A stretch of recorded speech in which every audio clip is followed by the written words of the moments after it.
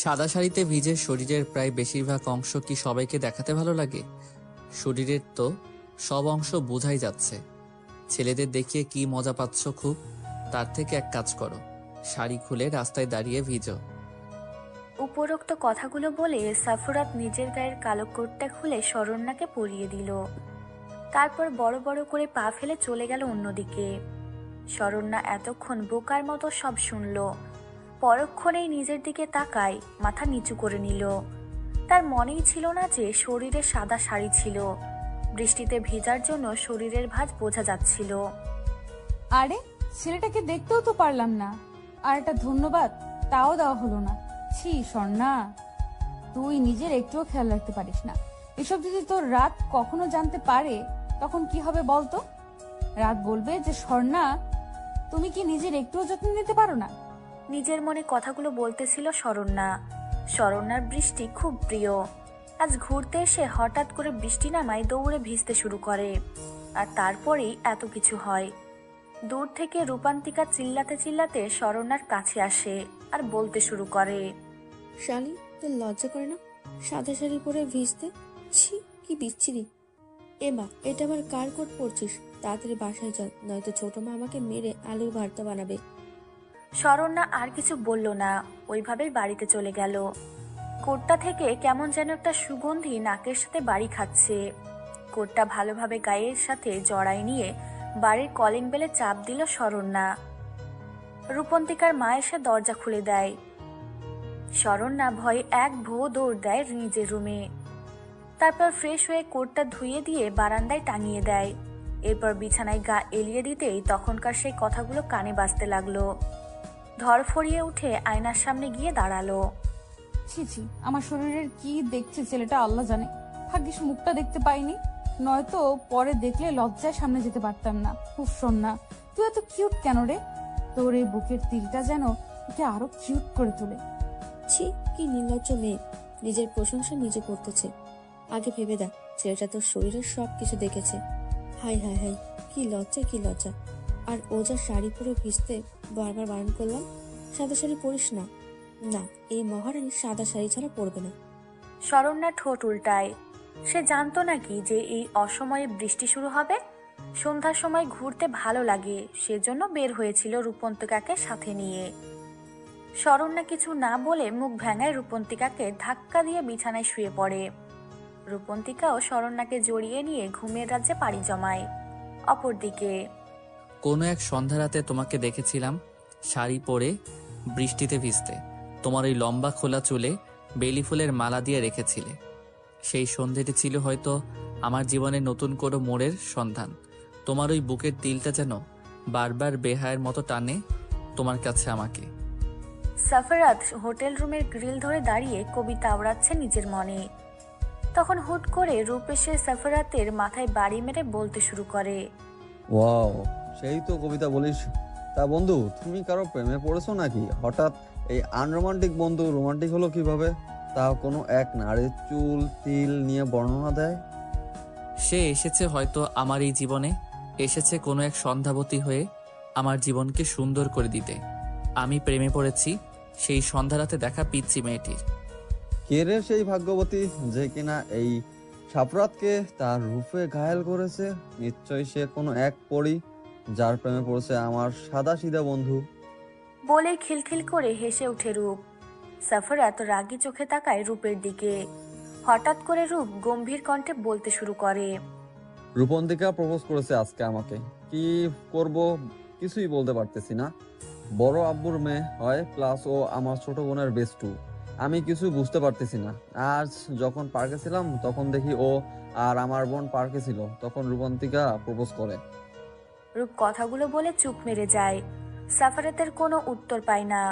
রেগে সাফারাতের দিকে তাকায়, দেখে ফোনে কি জানি করতেছে আর হাসতেছে। সাফারাত মাথা উঁচু করে দেখে রূপ রেগে ওর দিকে তাকায় আছে। সাফারাত ভয়ে ঢোক গিলে রূপকে বলে, কলিজা, রাগ করিস না। তোর ভাবির ছবি ওয়ালপেপারে সেভ করলাম, লুকিয়ে অনেক কয়টা ছবি উঠাইছি আজকে, বুঝলি? আর শোন, তুই তো আমাকে বলতি রূপন্তিকাকে নাকি তোর ভালো লাগে, তাহলে অ্যাকসেপ্ট কর, সবাই মেনে নিবে, চিন্তা করিস না। হ্যাঁ সেটা ঠিক। দেখি ফোনটাকে, সেই মেয়ে যার জন্য আমার বন্ধু পাগল হয়ে গেছে, বুকের মধ্যে টিপ টিপ ব্যথা করে। রূপ মজা করে বলে সাফারাতের থেকে ফোনটা ছিনিয়ে নেয়। ফোনটা হাতে নিতেই চমকে উঠে ওয়ালপেপারে ছবি দেখে, আর চোখে সাফারাতের দিকে তাকায়।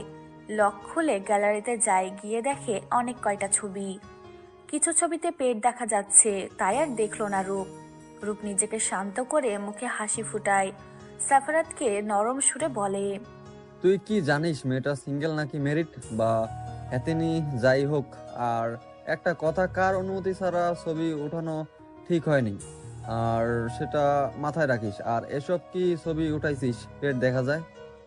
রূপ, তোর কি হলো? এমন গম্ভীর হলি কেন? রাগ করতেছিস হয়তো। আরে আমি কি ইচ্ছা করে এমন ছবি উঠাইছি? মেয়েটা বৃষ্টিতে ভিজার জন্য শরীরের কাপড় লেপটে ছিল, তাই এমন হয়েছে ছবি। আর আমার কোটটা দিয়ে আসছি, তোর গায়ে লাগে না আমার প্রিয় কোড ওইটা? যাক বাদ দে, চল। আমাদের ফ্রেন্ডশিপের 10 বছর হচ্ছে, সেই ইন্টার থেকে আমরা ফ্রেন্ড। কখনো আমাদের বাসায় যাসনি, আমি অনেকবার গেছি তোর বাসায়। আজকে আমাদের বাসায় চল, ওখানে গিয়ে থাকবি। আজকাল নিজের বাসা ভেবে চল। সাফারাতও আর কিছু বলল না। কখনো যায়নি রূপের বাসায়, তাই রূপের সাথে গাড়ি নিয়ে বের হলো। রূপ বাসায় এসে কলিং বেলে চাপ দিলে রূপান্তিকা এসে দরজা খুলে দেয়। ভাইয়া হয়েছিল এতক্ষণ? রাত 9টা বাজে।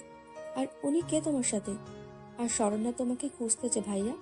বাবা ওরে বকা দিচ্ছে, কান্না করতে করতে ঘুমাইছে না খেয়ে। দরজা ছাড় আর ভিতরে আসতে দে আগে। আর কি হয়েছে? বকা দিচ্ছিস কিসের জন্য? কি করেছে? আবার কোনো ঝামেলা করেছিস নাকি? তোরা দুইজন তো এসব করে এক্সপার্ট। সর যাও। নিজের বোনের থেকে শোন কি হয়েছে, আর আমার উত্তর কখন দিবা? রূপ কিছু না বলে নিজের রুমে গিয়ে ফ্রেশ হলো। আর সাফারাতও রূপের ট্রাউজার আর গেঞ্জি পরলো। আগে শরীরের জামা ভেজা। রূপ ড্রয়ার থেকে জ্বরের ঔষধ নিয়ে শরণ্যার রুমের দিকে যাচ্ছে, সাথে সাফারাতকেও নিল। রূপ, কি হয়েছে বলতো? বোনের রুমে যাচ্ছিস তাও আমাকে নিয়ে, সাথে আবার ওষুধ নিস কেন? কান্না করলে কি জ্বরের ওষুধ নিতে হয়? অবাক হয়ে বলল সাফারাত। রূপ কিছু না বলে শরণ্যার রুমে যায়, গিয়ে দেখে অন্য পাশে শুয়ে আছে। রূপ মাথায় হাত বুলিয়ে দিয়ে আস্তে আস্তে ডাক দেয়, বনু, এই বনু দেখ, ভাইয়ানু চলে যাচ্ছে, আর কেউ বকা দিবে না। আয়। বৃষ্টি ভিজে গায়ে জ্বর বাঁধলে তো একটু বকা দিতেই পারে। আম্মু সেজন্য কি কান্না করতে হবে বলো?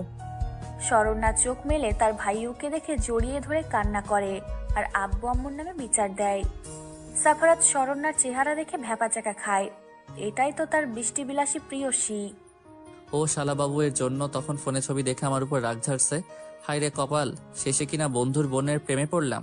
কপালে শনি আছে আমার। ঢোক গিলে মনে মনে বলে সাফারাত, আর চোখে বারবার রূপের দিকে তাকায় সাফারাত। রূপ বুঝতে পেরে কিছু না বলে শরণ্যাকে বুক থেকে উঠায়, বলতে শুরু করে, বনু কাঁদিস না, চল। গায়ে জ্বর আসছে, খেয়ে ওষুধ খেয়ে নিবি। আর হলো সাফরাত, তোকে বলছিলাম না আমার বেস্ট ফ্রেন্ড এর কথা? দেখতে চাইছিলি না? আজকে নিয়ে আসছি, দেখ। যা, ফ্রেশ হয়ে আয়, আমারও খুব ক্ষুধা লাগছে। সাফারাতের হাত টেনে নিয়ে নিচের ড্রয়িং রুমে যায়, গিয়ে দেখে সবাই এসে পড়েছে খাওয়ার জন্য। আসসালামু আলাইকুম আন্টি আঙ্কেল, কেমন আছেন আপনারা? ওয়ালাইকুম আসসালাম বাবা, ভালো আছি। তুমি কেমন আছো? তোমাকে কত বলে আসার কথা, আসোই না, আজ আসলে? এইভাবে কিছুক্ষণ কথা বললে একটু পর স্মরণ না আসলে সবাই খেতে বসে। খেতে খেতে সবার পরিচয় দেই। শরণ্যা ইসলাম, বাবা শফিকুল, মা রূপালী, ভাই রূপ, বড় আব্বু আতিকুল, বড় আম্মু মার্জিয়া, বড় বাবার মেয়ে রূপান্তিকা। রূপন্তিকা আর শরণ্যা সেম ক্লাস, এবার অনার্স 2য় বর্ষে। আর রূপ ও সাফারাত দুইজন মিলে বিজনেস করে একসাথে শেয়ারে। সাফারাতের বাবা ফিরোজ, মা সালমা। খাওয়া দাওয়া শেষে শরণ্যা ওষুধ খেয়ে নিজের রুমে যায়। রূপ আর সাফারাত রূপের রুমে যায়। সাফারাত ধরাম করে বিছানায় রূপকে ফেলে দিয়ে জড়িয়ে নিয়ে বলতে শুরু করে, সরি বন্ধু, জানতাম না যে তোর বোন ওইটা। একবার যখন মনটা দিয়ে দিছি তখন আর ফিরিয়ে নিতে পারবো না আমি। মাফ কর। আর বোন, জামাই বানানোর জন্য তৈরি হ। রূপ মুচকি হেসে সাফারাতকে ঘুমাতে বলে রুম থেকে বেরিয়ে পড়ে। এদিকে রূপান্তিকা ঘুমের মধ্যে বুঝতে পারে কেউ তাকে কোলে নিয়ে কোথায় যাচ্ছে। হুট করে কোল থেকে নামিয়ে দেয় রূপান্তিকা। তাড়াতাড়ি চোখ খুলে দেখে রূপ সামনে দাঁড়িয়ে আছে। যখনই রূপান্তিকা চিল্লাতে যাবে তখন রূপ মুখ চেপে ধরে। হুশ, চিল্লাস না, আমি অন্য কেউ না। শোন, তোকে আগে থেকে আমি পছন্দ করতাম, এখন কাল তুই নিজে প্রপোজ করায় ভেবে দেখলাম কতদিন আর একা থাকবো বল। তাই কি আর করার, সকালে সারপ্রাইজ আছে তোর জন্য। কথাগুলো যেন রূপান্তিকার কানে বাজতেছে। রূপও তাকে ভালোবাসে। নিজের মধ্যে কেমন যেন একটা শিহরণ বয়ে যাচ্ছে রূপন্তিকার শরীরে। রূপের দিকে ঘুরে শক্ত করে জড়িয়ে ধরে রূপান্তিকা। পরক্ষণে কারো হাসির শব্দে রূপ আর রূপান্তিকা ঘুরে দাঁড়ায়। দেখে সামনে শরণ্যা আর পিছনে সাফারাত দাঁড়িয়ে আছে। তোরা এখানে কখন আসলি? দেখ, যা দেখছিস ভুলে যা, আমি ভালো ছেলে। রূপের কথায় সাফারাত আর শরণ্যা হেসে ওঠে। পরক্ষণে শরণ্যা ভ্যা ভ্যা কেঁদে দেয়। সবাই অবাক হয়ে ওর দিকে তাকায়। সাফারাত প্রশ্ন করেই বসে, কি হয়েছে? ভাইয়া লুকিয়ে প্রেম করে আমাকে ও বলেনি। আর রূপন্তিকা, ও তো আমার ফ্রেন্ড, তাও বলেনি আমাকে। তেমন কিছু না পাগলি, কান্না থামা। আর তুই কখন আসলি ছাদে? রাতে ছাদে কেন? আর সাপরাত তুই? এমনি তাকাবি না, আমার ঘুম ধরতেছে না, তাই বাহিরে আসলাম। তখন দেখি শরণ্যা মানে তোর বোন এই দিকে আসতেছে, তাই পিছু পিছু আসলাম। পরে সবাই বসে আড্ডা দিতে লাগলো। একসময় শরণ্যা বলে উঠল, ভাইয়া তুমি না বলছো আমার রাতকে নিয়ে এসে দিবা? কই, কবে এনে দিবা বলো তো? তুমি কথা দিয়ে কথা রাখো নাই। এমনকি আমার রাতও আমাকে কথা দিয়ে কথা রাখে নাই। সে আমাকে ছেড়ে চলে গেল, আর আসলো না। চুপ, আমাকে রাগাবি না। এই রাত 5 বছরের ছবি এনে আমাকে বলতেছে যে ভাইউ আমাকে খুঁজে এনে দাও। আমি কই পাবো তুই বলতো? সাপরাত আমার বোনকে পাবনা দিয়ে আয় তো। যা কবে কার সেই রাত আমি কখনো দেখি নাই। ও নাকি ছোট থাকতে একসাথে খেলেছে, এখন তাকে যাচ্ছে। ওরে ছাড়া নাকি বিয়ে করবে না। রূপের এই কথাটাই বাকি ছিল সাফারাতের শোনা। যাকে সে পছন্দ করে সে নাকি আবার অন্য কাউকে ভালোবাসে। সাফারাত রাগী চোখে শরণ্যার দিকে তাকায়। তারপর কি মনে করে রাতের ছবি দেখতে চায়।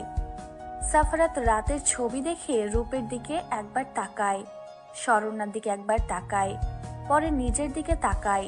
শরণ্যাকে প্রশ্ন করে, আচ্ছা সন্ধ্যাবতী, তুমি তো সেই ছোটবেলায় দেখছো রাতকে, এখন যদি সে অন্য কাউকে বিয়ে করে সংসার করে, আর তাহলে তুমি কি অন্য কাউকে বিয়ে করবে নাকি? তাই রাতকে ভুলে যাও, সে তো তোমার এতদিনে খোঁজ রাখে নাই। সাফারাতের কথায় রেগে গিয়ে সাফারাতের হাতে জোরে কামড় দেয় শরণ্যা। সাফারাত চিল্লিয়ে উঠে বলে বসে, রাক্ষুসী।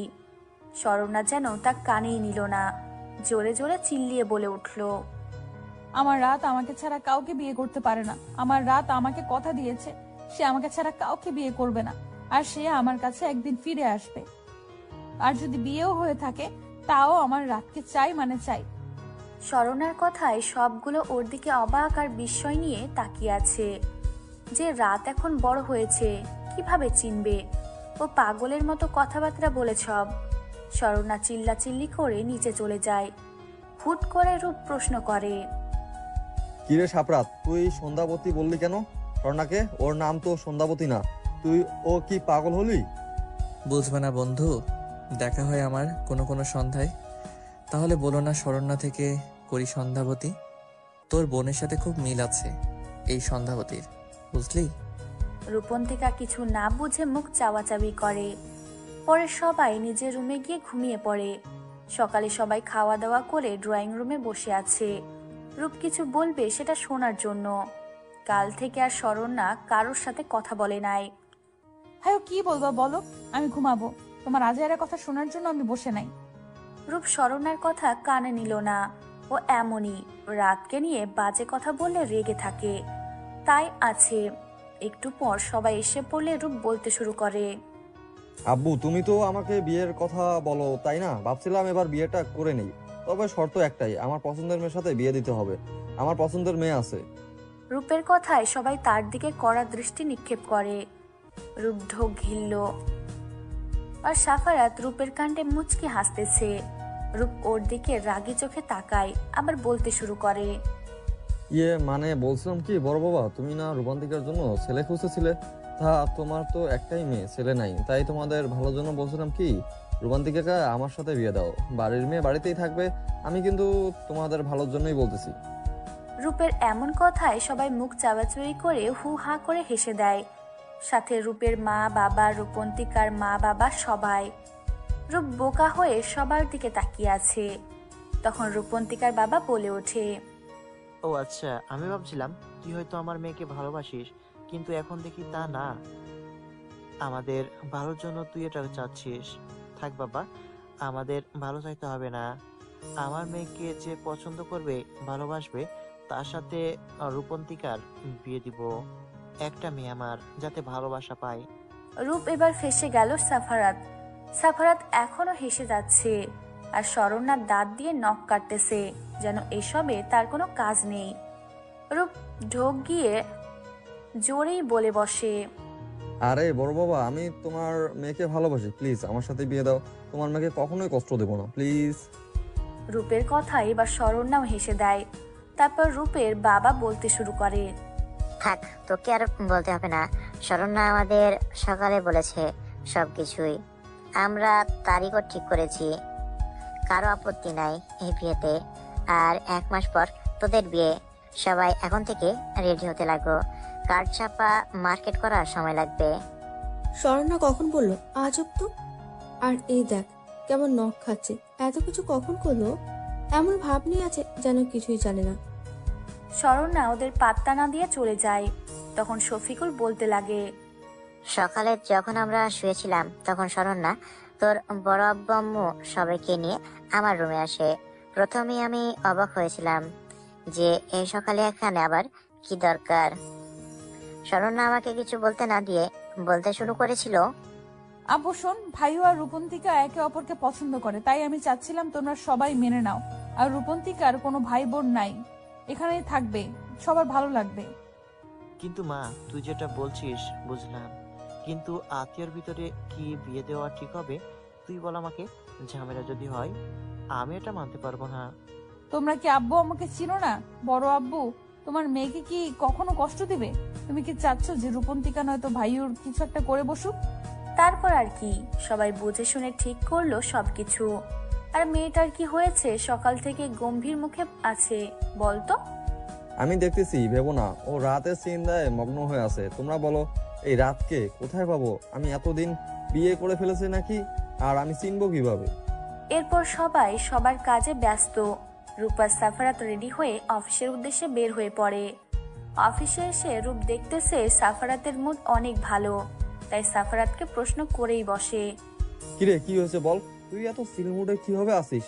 দেখতেছিস তুই কি হয়েছে আমার বোনের? আমার বোন কি তোর সাথে লাইন মারতেছে নাকি কি ব্যাপার, বুঝলাম না। আহা বন্ধু, তোর বোনকেই তো আমি বউ বানাবো। তোর বোন নিজে আমার বউ হতে চাইবে। একদিন দেখে নিস, তোর বোন না রাতকে ভালোবাসে। লা লা লা লা লা।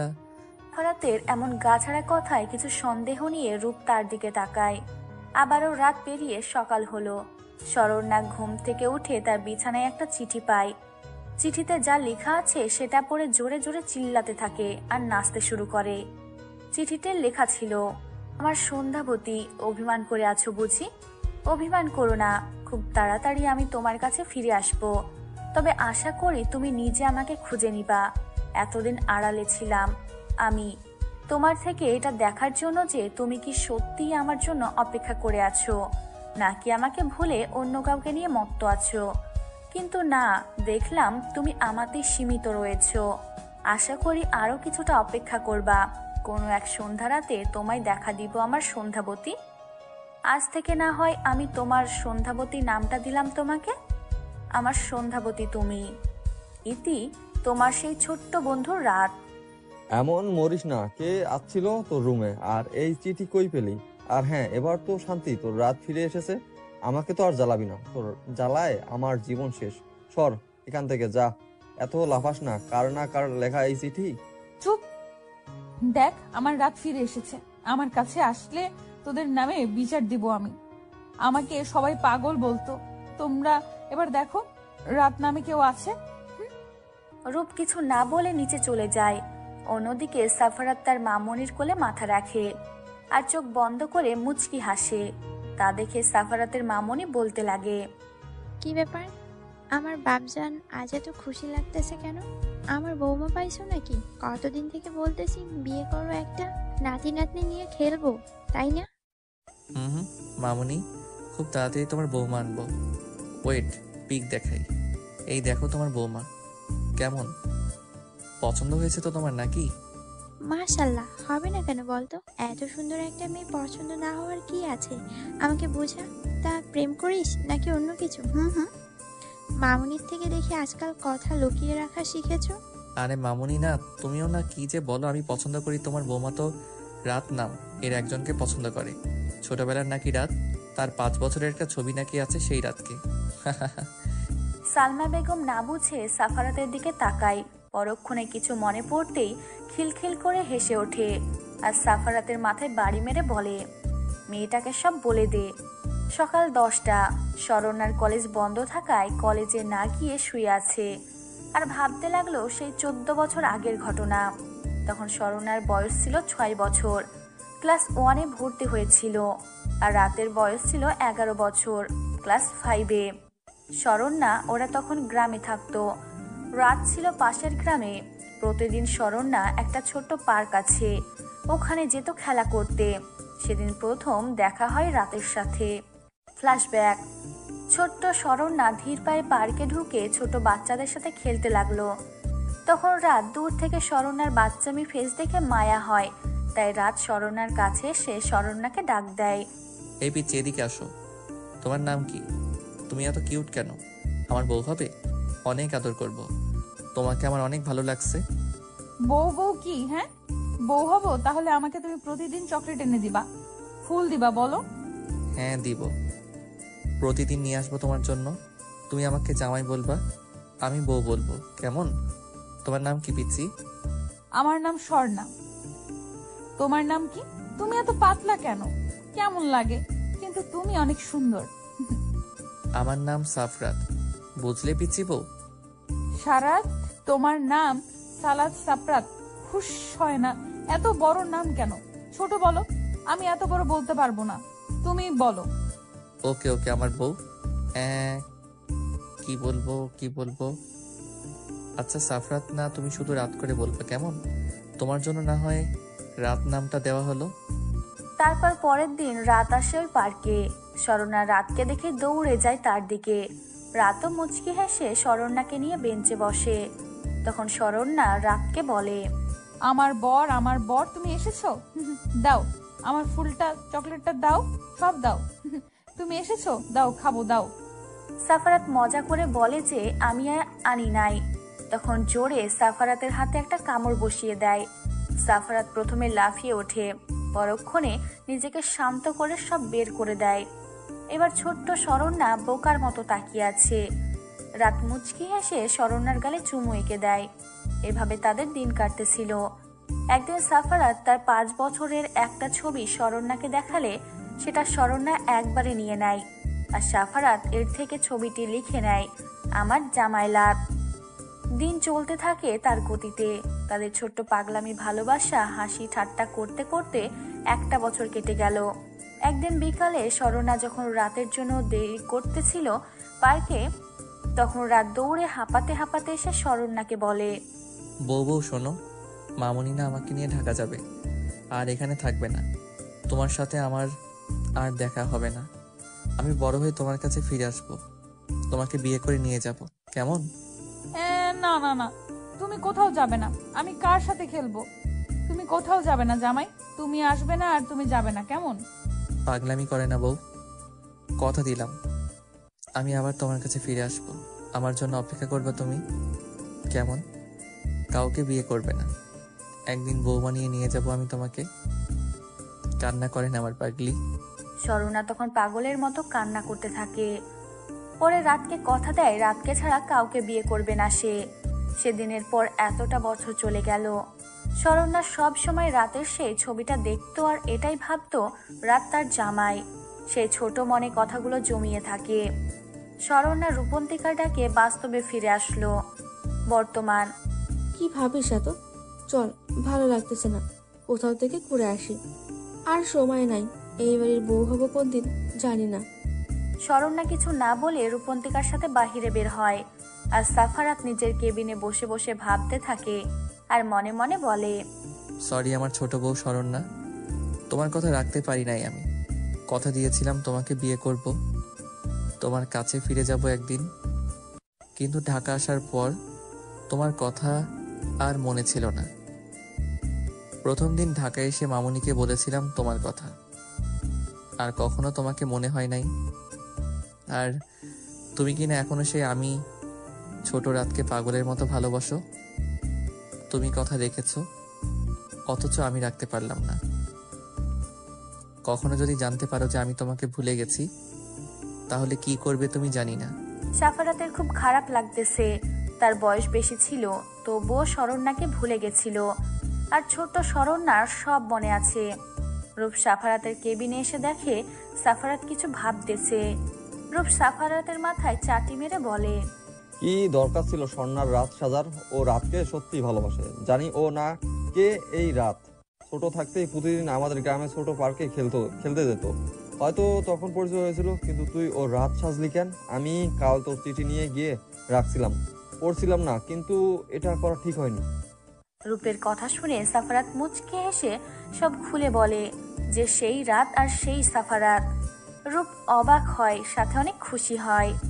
শোন, তোর বোনকে কিছু বলিস না আগে, কিছুটা মজা নেই ওর সাথে। আহা, কত মজা হবে বল। হঠাৎ করে দরজার দিকে তাকিয়ে ভয় পেয়ে যায় সাফারাত রূপ দুজনেই। শরণ্যা রূপন্তিকা দাঁড়িয়ে আছে। তাহলে কি সব শুনে ফেললো? শরণ্যা বলতে শুরু করলো, কি ব্যাপার, আমাকে দেখে তোমরা সবাই চুপ হয়ে গেলে কেন?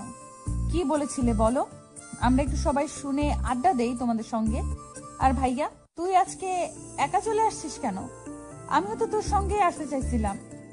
সাফারাত তো ভয় পেয়ে গেছিল যে শরণ্যা সবকিছু শুনে ফেলেছে নাকি। শুনতে পারে নাই ভেবে এবার হাসি মুখে বসে শরণ্যাকে বলতে শুরু করলো, কি ব্যাপার, তোমরা এখানে কি করতেছো? অফিস টাইমে তোমরা অফিসে আসছো কিসের জন্য? তোমরা ঘুরতে চাইলে অন্য কোথাও ঘোরো, এটা অফিস, কাজ করতে হয়, অন্য কিছু না। সাফারাতের কথায় শরণ্যা রেগে যায়। অযথা তাদেরও তো অফিস, তাও নাকি তাদের আসা যাবে না। শরণ্যার রেগে তার ভাইকে ওড়াধুরা বকাবকি শুরু করতে লাগলো। শরণ্যার রেগে কথা বলাতে সাফারাত বেশ মজা পাচ্ছে। একটুতেই মেয়েটা রেগে যায়। ছোট থেকে এটা তার স্বভাব। এবার রূপ চুপ থাকতে পারলো না। সাফারাত আর শরণ্যাকে ঝাড়ি মারতে শুরু করলো। তারপর দুজনেই চুপ মেরে যায়। এরপর সবাই মিলে কিছুক্ষণ আড্ডা দিয়ে মার্কেটের উদ্দেশ্যে বের হয়ে পড়ে। মার্কেটে গিয়ে সবাই বেশ কিছু কেনাকাটা করার পর যখন রেস্টুরেন্টের উদ্দেশ্যে রওনা দিবে, তখন হুট করে কোথা থেকে একটা ছেলে এসে শরণ্যাকে জড়িয়ে ধরে। সেখানেই সাফারাত ছিল। সাফারাত তো রাগী চোখে তাদের দিকে তাকিয়ে আছে, যেখানে হচ্ছেটা কি। এমন হুট করে জড়িয়ে ধরার জন্য শরণ্যাও কিছুটা ভড়কে যায়। পরক্ষণে ছেলেটাকে দেখে কিছুটা রাগীভাবে তাকায়, কিন্তু ছেলেটা কিছু না বলেই শরণ্যার গালে একটা ছোট কিস করে সেখান থেকে চলে যায়। আর যাওয়ার আগে বলে যায়, বেব, তোমার জন্য আজকে রাতে সারপ্রাইজ আছে। রূপ এবার কিছু বুঝতে না পেরে শরণ্যাকে প্রশ্ন করে বসে, কারণ তার মাথায় কিছুই ঢুকলো না। হুট করে কোথা থেকে একটা ছেলে এসে এভাবে জড়িয়ে ধরে আবার কিসও করে চলে গেল, কিছু বলার সুযোগ না দিয়েই। তার উপর তাদের দিকে আগে থেকে সাফারাত রাগী চোখে তাকিয়ে আছে। ছেলেটাকে এমন হুট করে এসব কি করে যাচ্ছে, আর তুইও কিছু বললি না? এটা কোন ধরনের বেয়াদবি বলতো আমাকে? আশেপাশে কাউকে না দেখে নাকি? আর কিসের সারপ্রাইজ এর কথা বলে গেল? তুই কি চিনিস ছেলেটাকে? একসাথে এত প্রশ্ন করে নাকি কেউ? চিনি, আমি আমার কলেজের সিনিয়র। আমার 4-5 বছরের বড় হবে হয়তো। আমাকে কয়েকবার প্রপোজ করেছিল, কিন্তু একসেপ্ট করি নাই। তারপর তো প্রায় 1 মাস দেখাই হয়েছিল না। আজকে হুট করে কোথা থেকে আসলো কে জানে। বাহ, সেই জন্য রাস্তাঘাটে এমন নোংরামি হবে নাকি? কোনো কমন সেন্স নাই, যত সব। রূপ, থাক, অফিস থেকে এখানে এসেছি, আমি গেলাম, টাটা। সাফারাত সেখান থেকে চলে যায়। শরণ্যা বোকার মতো তাকিয়ে আছে, হলোটা কি এখানে? রূপ বুঝলো সাফারাত রেগে গেছে, সেজন্য রূপন্তিকার শরণ্যাকে নিজের মতো করে থাকতে বলে সাফারাতের পিছে দৌড় মারে। শরণ্যার রূপন্তিকা কিছু না বলে রেস্টুরেন্টে ঢুকে খাওয়া দাওয়া করে বাসায় চলে যায়। সাফারাত সেখান থেকে অফিসে না গিয়ে বাসায় চলে যায়। রূপ কিছু বলল না। রাতে শরণ্যার ফোনে একটা মেসেজ আসে। মেসেজ পেয়ে নিচে দৌড় মারে শরণ্যা। নিচে গিয়ে যা দেখে তা দেখে অবাকের চরম পর্যায়ে চলে যায়। তার মানে মেসেজে লেখা ছিল, আমার শরণ্যা রানী, আমি ফিরে এসেছি তোমার লাইফে। বড্ড ভালোবাসো আমায় জানি আমি। সেই ছোটবেলায় আমাকে দেখেছো, আমার সাথে খেলেছো, তবুও কখনো ভুলে যাওনি আমাকে। এতটা ভালোবাসো আমায়। তোমাকে বলেছিলাম যে ফিরে আসবো একদিন, তোমাকে বউ বানিয়ে নিয়ে যাব। আমি ফিরে এসেছি। ইতি তোমার পিচ্চি বড় রাত। শরণ্যার নিচে নেমে দেখে রাতুল দাঁড়িয়ে আছে। রাতুল বলতে মার্কেটে যে ছেলেটা শরণ্যাকে জড়িয়ে ধরেছিল। শরণ্যা ভাবতেই পারে না রাতুলই তার রাত। শরণ্যা দৌড়ে গিয়ে রাতুলকে জড়িয়ে ধরে বলতে শুরু করে, রাত, তুমি আমার রাত। এতদিন বলো নাই কেন আমাকে? ভালোবাসি তোমায় জান, কত মিস করছি তোমায়। আর এতদিন পর নিজের পরিচয় দিলে আমাকে, কেন এমন করলে আমার সাথে? রাতুল শরণ্যাকে দুই হাত দিয়ে জড়িয়ে নিয়ে শরণ্যার মাথায় হাত বুলিয়ে দেয়। এতক্ষণে শরণ্যা দৌড়ে আসা দেখে সবাই বাহিরে আসে। এসে দেখে এসব কাণ্ড। তার থেকে বড় কথা, রূপ শক খাইছে। এই রাত হলে সাফারাত কি মিথ্যে কথা বলল? রূপ কিছু না বলে নিজের রুমে গিয়ে সাফারাতকে ফোন দেয়। কি সমস্যা? ফোন দিছিস কেন? কেমন ভাই তুই? বোনের খেয়াল রাখতে পারিস না? যার তার সাথে মিশতে দিস? কি বলবি বল তাড়াতাড়ি, ঘুমাবো আমি।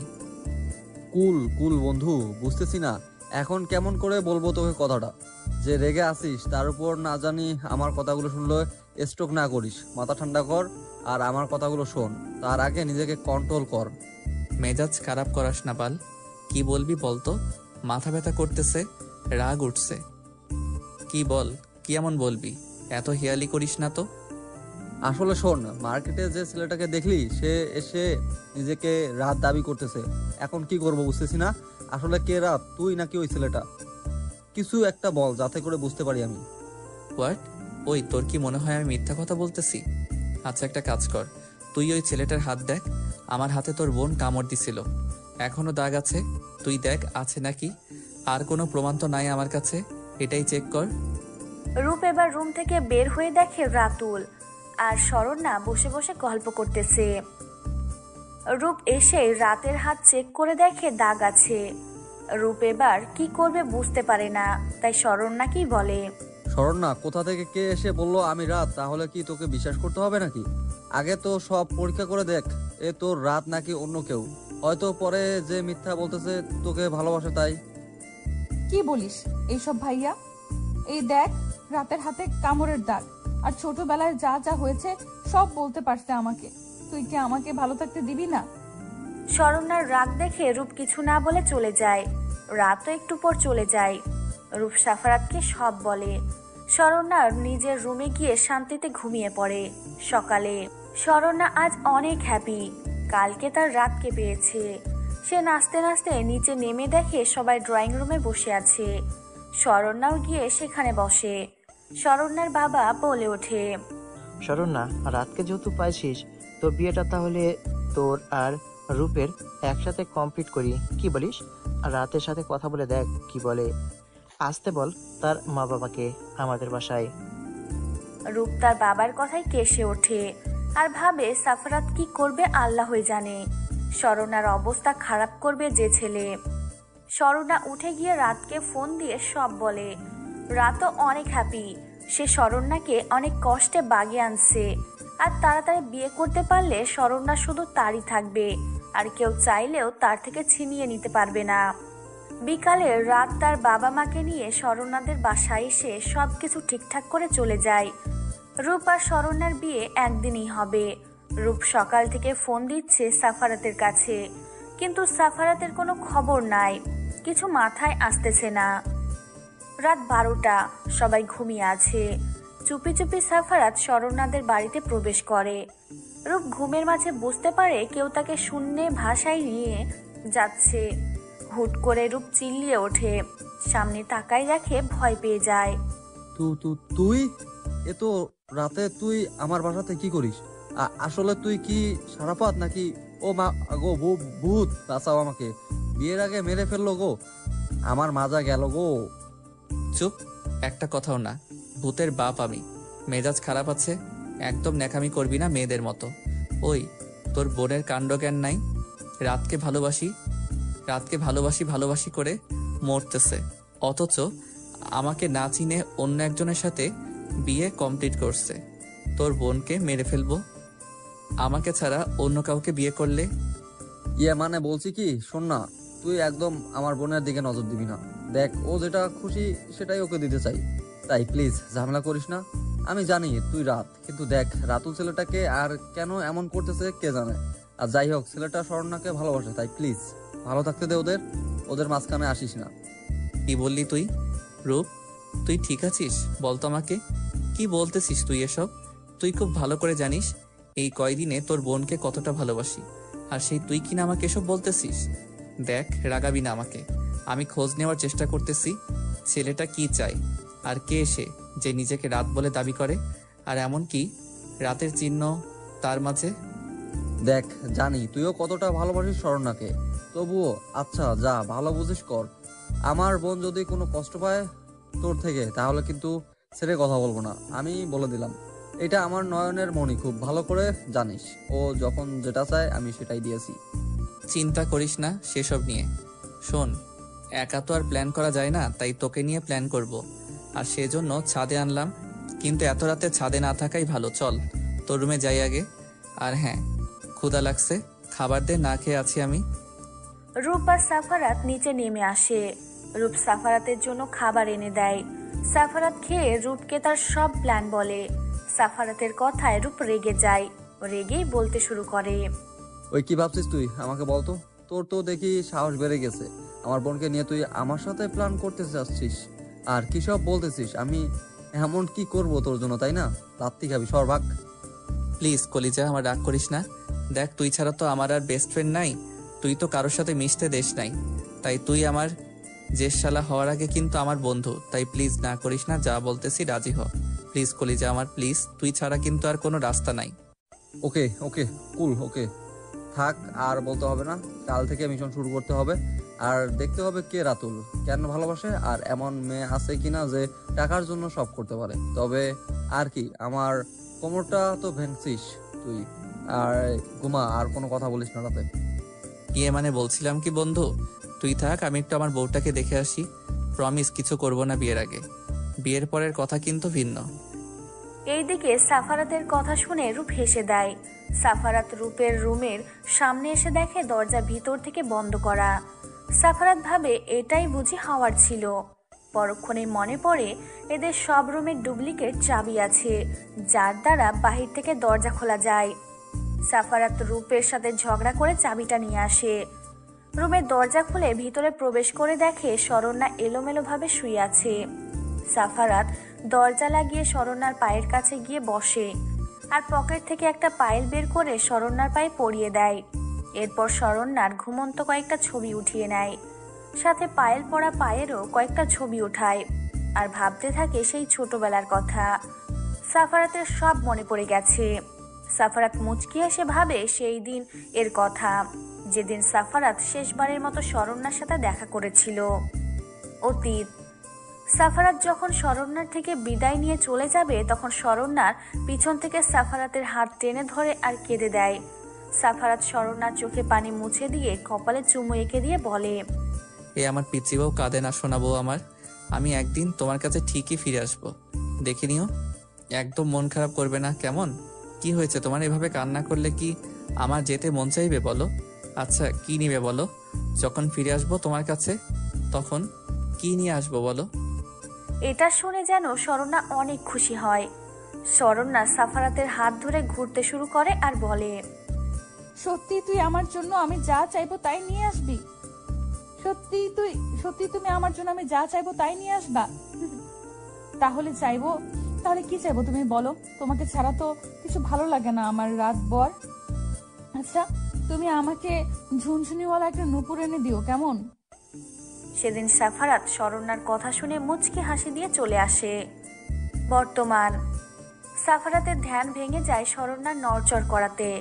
সাফারাত কি জানি ভেবে শরণ্যার ঠোঁটে ঠোঁট ছোঁয়ায়, একটা ছবি ওঠায়। তারপর ঘাড়ের কাছে যে তিলটা ছিল সেইটাতে একটা ছোট্ট করে চুমু এঁকে দেয়। এরপর সাফারাত তার নিজের হাতের দিকে তাকায়। এই কামড়ের দাগটা শরণ্যার দেওয়া। সাফারাত যখন শরণ্যাকে ছেড়ে চলে গেছিল, এর মাঝে সে ভুলে গেছিল শরণ্যার কথা। কিন্তু এই হাতের কামড়ের দাগটা তাকে কেমন যেন একটা ভালো লাগা অনুভব করাতো, যার জন্য সে মাঝে মাঝে দাগটাকে নিজেই কামড় বসাতো, আর সেজন্য এখনো দাগটা আছে। সাফারাত সব শেষে দরজা লাগিয়ে দিয়ে রূপের রুমে এসে দেখে রূপ ঘুমাইছে। সাফারাত রূপকে কিছু না বলেই বাসা থেকে বের হয়ে যায়। রাতে এখানে না থাকাই ভালো। সাফারাত বাসায় গিয়ে ঘুমিয়ে পড়ে। সকালে যখন রূপের ঘুম ভাঙে তখন দেখে সাফারাত নাই। পরে ফোন দিয়ে শোনে রাতেই চলে গেছে। এইদিকে শরণ্যা ঘুম থেকে উঠে ফ্রেশ হয়ে যখন বিছানায় বসে তখন বুঝতে পারে তার পায়ে কিছু একটা আছে। সে তাকিয়ে দেখে একটা পায়েল। ওয়াও, এত সুন্দর একটা পায়েল। ওয়েট, এটা তো আমার না। আমি তো রাতের দেওয়া পায়েল ছাড়া কারো পায়েল পরবো না বলে পায়েল কিনেই নাই। তাহলে এটা কে কিনে দিয়ে গেল? কি জানি, বুঝি না কিছু। যাই হোক, খুলে রাখি। রাত ছাড়া কারো অধিকার নেই আমাকে পায়েল পরানোর। এইভাবে 15টা দিন কেটে গেল। সাফারাত আর রূপ তাদের কাজে ব্যস্ত। তার উপর বিয়ের জন্য সব কাজ চলতেছে। আজকে সাফারাত আর রূপ বের হয়েছে একটা পার্কে একজনের সাথে দেখা করার জন্য। সাফারাত অনেকটা বেশি এক্সাইটেড। পার্কে গিয়ে সাফারাত আর রূপ একটা মেয়ে বসে আছে সেখানে যায়। পরিচয় হওয়ার পর মেয়েটা নিজেই বলতে লাগে, হাই, আমি রুমি, রাতুলের বেস্ট ফ্রেন্ড আর ওর চাচাতো বোনও হই। আমি জানি আপনারা কেন ডেকেছেন, আর আমি সত্যিটাই আপনাদের বলবো। রাতুল আসলে রাত না, ও অনেক আগে থেকেই স্বর্ণাকে ভালোবাসতো। কিন্তু স্বর্ণা বলতো ও রাত নামের একজনকে ভালোবাসতো। তো এটা নিয়ে রাতুল অনেক খোঁজ নিয়ে রাতের ব্যাপারে এইসব জানতে পারে যে রাতকে কেমন ভাবে কি হয়েছে। সেটা মূলত নেটে একটা পেজে আছে, ওখানে স্বর্ণা নাকি তার কাহিনী বলেছিল। ওইখানে রাতুল সব জানতে পারে, আর তারপর রাত সেজে আসে। ও, এই ব্যাপার। কিন্তু তার হাতে দাগ আছে, সেটা কিভাবে কি করলো ও? আর তুমি না ওর বেস্ট ফ্রেন্ড? তাহলে সব সত্যি বলতেছো কেন আমাদের? তুই চাও না তোমার ফ্রেন্ড শরণ্যাকে বিয়ে করুক? ফ্রেন্ডরা তো চায় বন্ধু ভালো থাকুক। এই শালা থাম, তুই তো সত্যিই শুনতে আসছিস। এখন আবার এমন করিস কেন? নাকি তুই চাচ্ছিস যে রাতুল স্বর্ণাকে বিয়ে করে নিক? সর, ভাগ ভাগ। আর রুমি, তুমি বলো এখন উপায় কি? তুমি সত্যি বলতেছো এর পিছনে কারণ আছে? তা বুঝতেই পারতেছি আমি, তাই শর্ট করে বলে ফেলো। আমি রাতুলকে ভালোবাসি সেই ছোট্টবেলা থেকে। রাতুলকে কখনো বলার সাহস হয় নাই, আর যখন বলবো তখন ঠিক স্বর্ণার সাথে পরিচয়। আর রাতুল স্বর্ণাকে নিয়ে পাগলামি করতে লাগছিল, তাই আর বলা হয়ে ওঠে নাই। আমি চাচ্ছি বিয়েটা যেন না হয়। আর ও হাতে জাস্ট মেকআপ করে ওই রকম দাগ বানাইছে। আমি সব বললাম, এখন বাকিটা আপনাদের ব্যাপার। ওকে ওকে, একটা আইডিয়া পাইছি। রূপ, তোদের বাসার সবাইকে বলে দে আমি রাত শরণ্যা ছাড়া ও যেন না জানে, বুঝলি? আর রাতুলকে বিয়ের দিন আমরা সরাবো আর রুমির সাথে বিয়ে দিব। আর রাতুলের জায়গায় আমি বিয়ে করব আমার সন্ধ্যাবতী বউকে। সো আমিও আয়োজন করি। এমনি এমনি তো আর বিয়ে করা যায় না, তাই না? বাহ, কে বাত হে। ওকে, আর করার কিছুই নাই তাহলে, তাই না? তুই যেটা বলবি তাই হোক। আর রুমি, আপনাকেও ধন্যবাদ এর জন্য। না হয় আমরা আপনার আর রাতুলের বিয়েটা দিয়ে দেব। আজ তাহলে আসি, ভালো থাকবেন। চল সাফরাত। সেখান থেকে রূপ আর সাফারাত রূপদের বাসায় আসে। তারপর রূপ তার বাবা মা সবাইকে সবটা বলে দেয়, আর তারাও রাজি হয়। শরণ্যা আর রূপন্তিকা ছাড়া সবাই এখন জানে সাফারাতই রাত। এখন সময় যাচ্ছে। আজ শরণ্যা, রূপ, সাফারাত, রূপন্তিকা আর অন্যদিকে রাতুলের গায়ে হলুদ হচ্ছে। সাফারাতও নিজের বাসায় আয়োজন করছে বিয়ে বলে কথা। শরণ্যা রেডি হয়ে নিচে নেমে স্টেজে বসে থাকে, সাথে রূপ, রূপন্তিকাও আছে। সবাই এক এক করে হলুদ লাগাই দিয়ে যাচ্ছে। শরণ্যা খেয়াল করলো যে তার ভাইয়ের বিয়ে ও হচ্ছে, অথচ আজ সাফারাত নাই। তাই রূপকে বলল, ভাইও, সারাফাত ভাইয়া কই? তোর বিয়ে সারাফাত ভাইয়া না তোর বেস্টু? তাহলে আসলো না কেন? কি ব্যাপার বলতো? কেমন বেস্টু যে বেস্টুর বিয়েতে আসে না? হায়, আর দেখো আমার বেস্টু ও নিজে বিয়ে করতেছে, সাথে আমিও বিয়ে করতেছি। এমন বেস্টু হতে হয়, বুঝলা? একসাথে বিয়ে করতে হয়। তুই একা বেস্টুর সাথে বিয়ে করিস নাই, আমার দোস্তটাও করেছে। সেটা কি আর তুই জানিস? সে তো আমার বোনকে উঠায় নিয়ে যাবে, বউ বানায়। সেটা জানলে তুই এখন তুলকালাম বানায় দিতিস। একটু পর দেখা গেল সাফারাত বাইক নিয়ে ভিতরে প্রবেশ করে। তার ঠোঁটে লেগে আছে একটা অমায়িক হাসি। সাফারাতকে দেখে রূপ আর তার বাবা মা মুচকি মুচকি হাসতেছে। সাফারাত কিছুটা লজ্জা পেয়ে মাথা নিচু করে নিয়ে শরণ্যাদের কাছে যায়। গিয়েই শরণ্যার গালে হলুদ মাখাই দিয়ে বলে, কি মনে হয় সন্ধ্যাবতী যে আমার ফ্রেন্ডের বিয়েতে আসবো না, তাই না? এটা কি কখনো হয় বলো? এই যে দেখো চলে আসলাম, সাথে আমার সন্ধ্যাবতীকেও হলুদ লাগানো হলো। বিয়ের জন্য তৈরি হও, সারপ্রাইজ ওয়েট করতেছে তোমার জন্য। যাই হোক সন্ধ্যাবতী, খুব সুন্দর লাগতেছে তোমাকে। এই সন্ধ্যা রাতের তারাগুলি যেমন সৌন্দর্য বৃদ্ধি করে, ঠিক আমার সামনে বসা সন্ধ্যাবতী আজ সে সৌন্দর্য বৃদ্ধি করতেছে। তার মারাত্মক সুন্দর লাগতেছে। আসো কয়েকটা সেলফি উঠাই। শরণ্যা হা হয়ে তাকাই আছে। কি সব বলতেছে? আমার সাথে আমার সন্ধ্যাবতী লাগাইছে। শরণ্যা তাকিয়ে দেখে তার মা বাবা হাসতেছে। সেদিকে শরণ্যা ভ্রু কুচকে তাকালে সবাই চুপ মেরে যায়। সাফারাত জোর করে হলুদ মাখিয়ে দেয় পুরো মুখে, সাথে সেটারও ক্যামেরা দ্বারা ভিডিও করে আর ছবি ওঠায়। তারপর রূপকে আর রূপন্তিকাকে হলুদ লাগায় সবার থেকে বিদায় নিয়ে চলে যায় কিছু না খেয়েই। অনুষ্ঠান শেষে শরণ্যা রিজের রুমে গিয়ে বারবার ভাবতেছে সে রাতকে চিনতে ভুল করে নাই তো। কেমন যেন লাগতেছে তার। এত না ভেবে ঘুমের দেশে পাড়ি জমায়।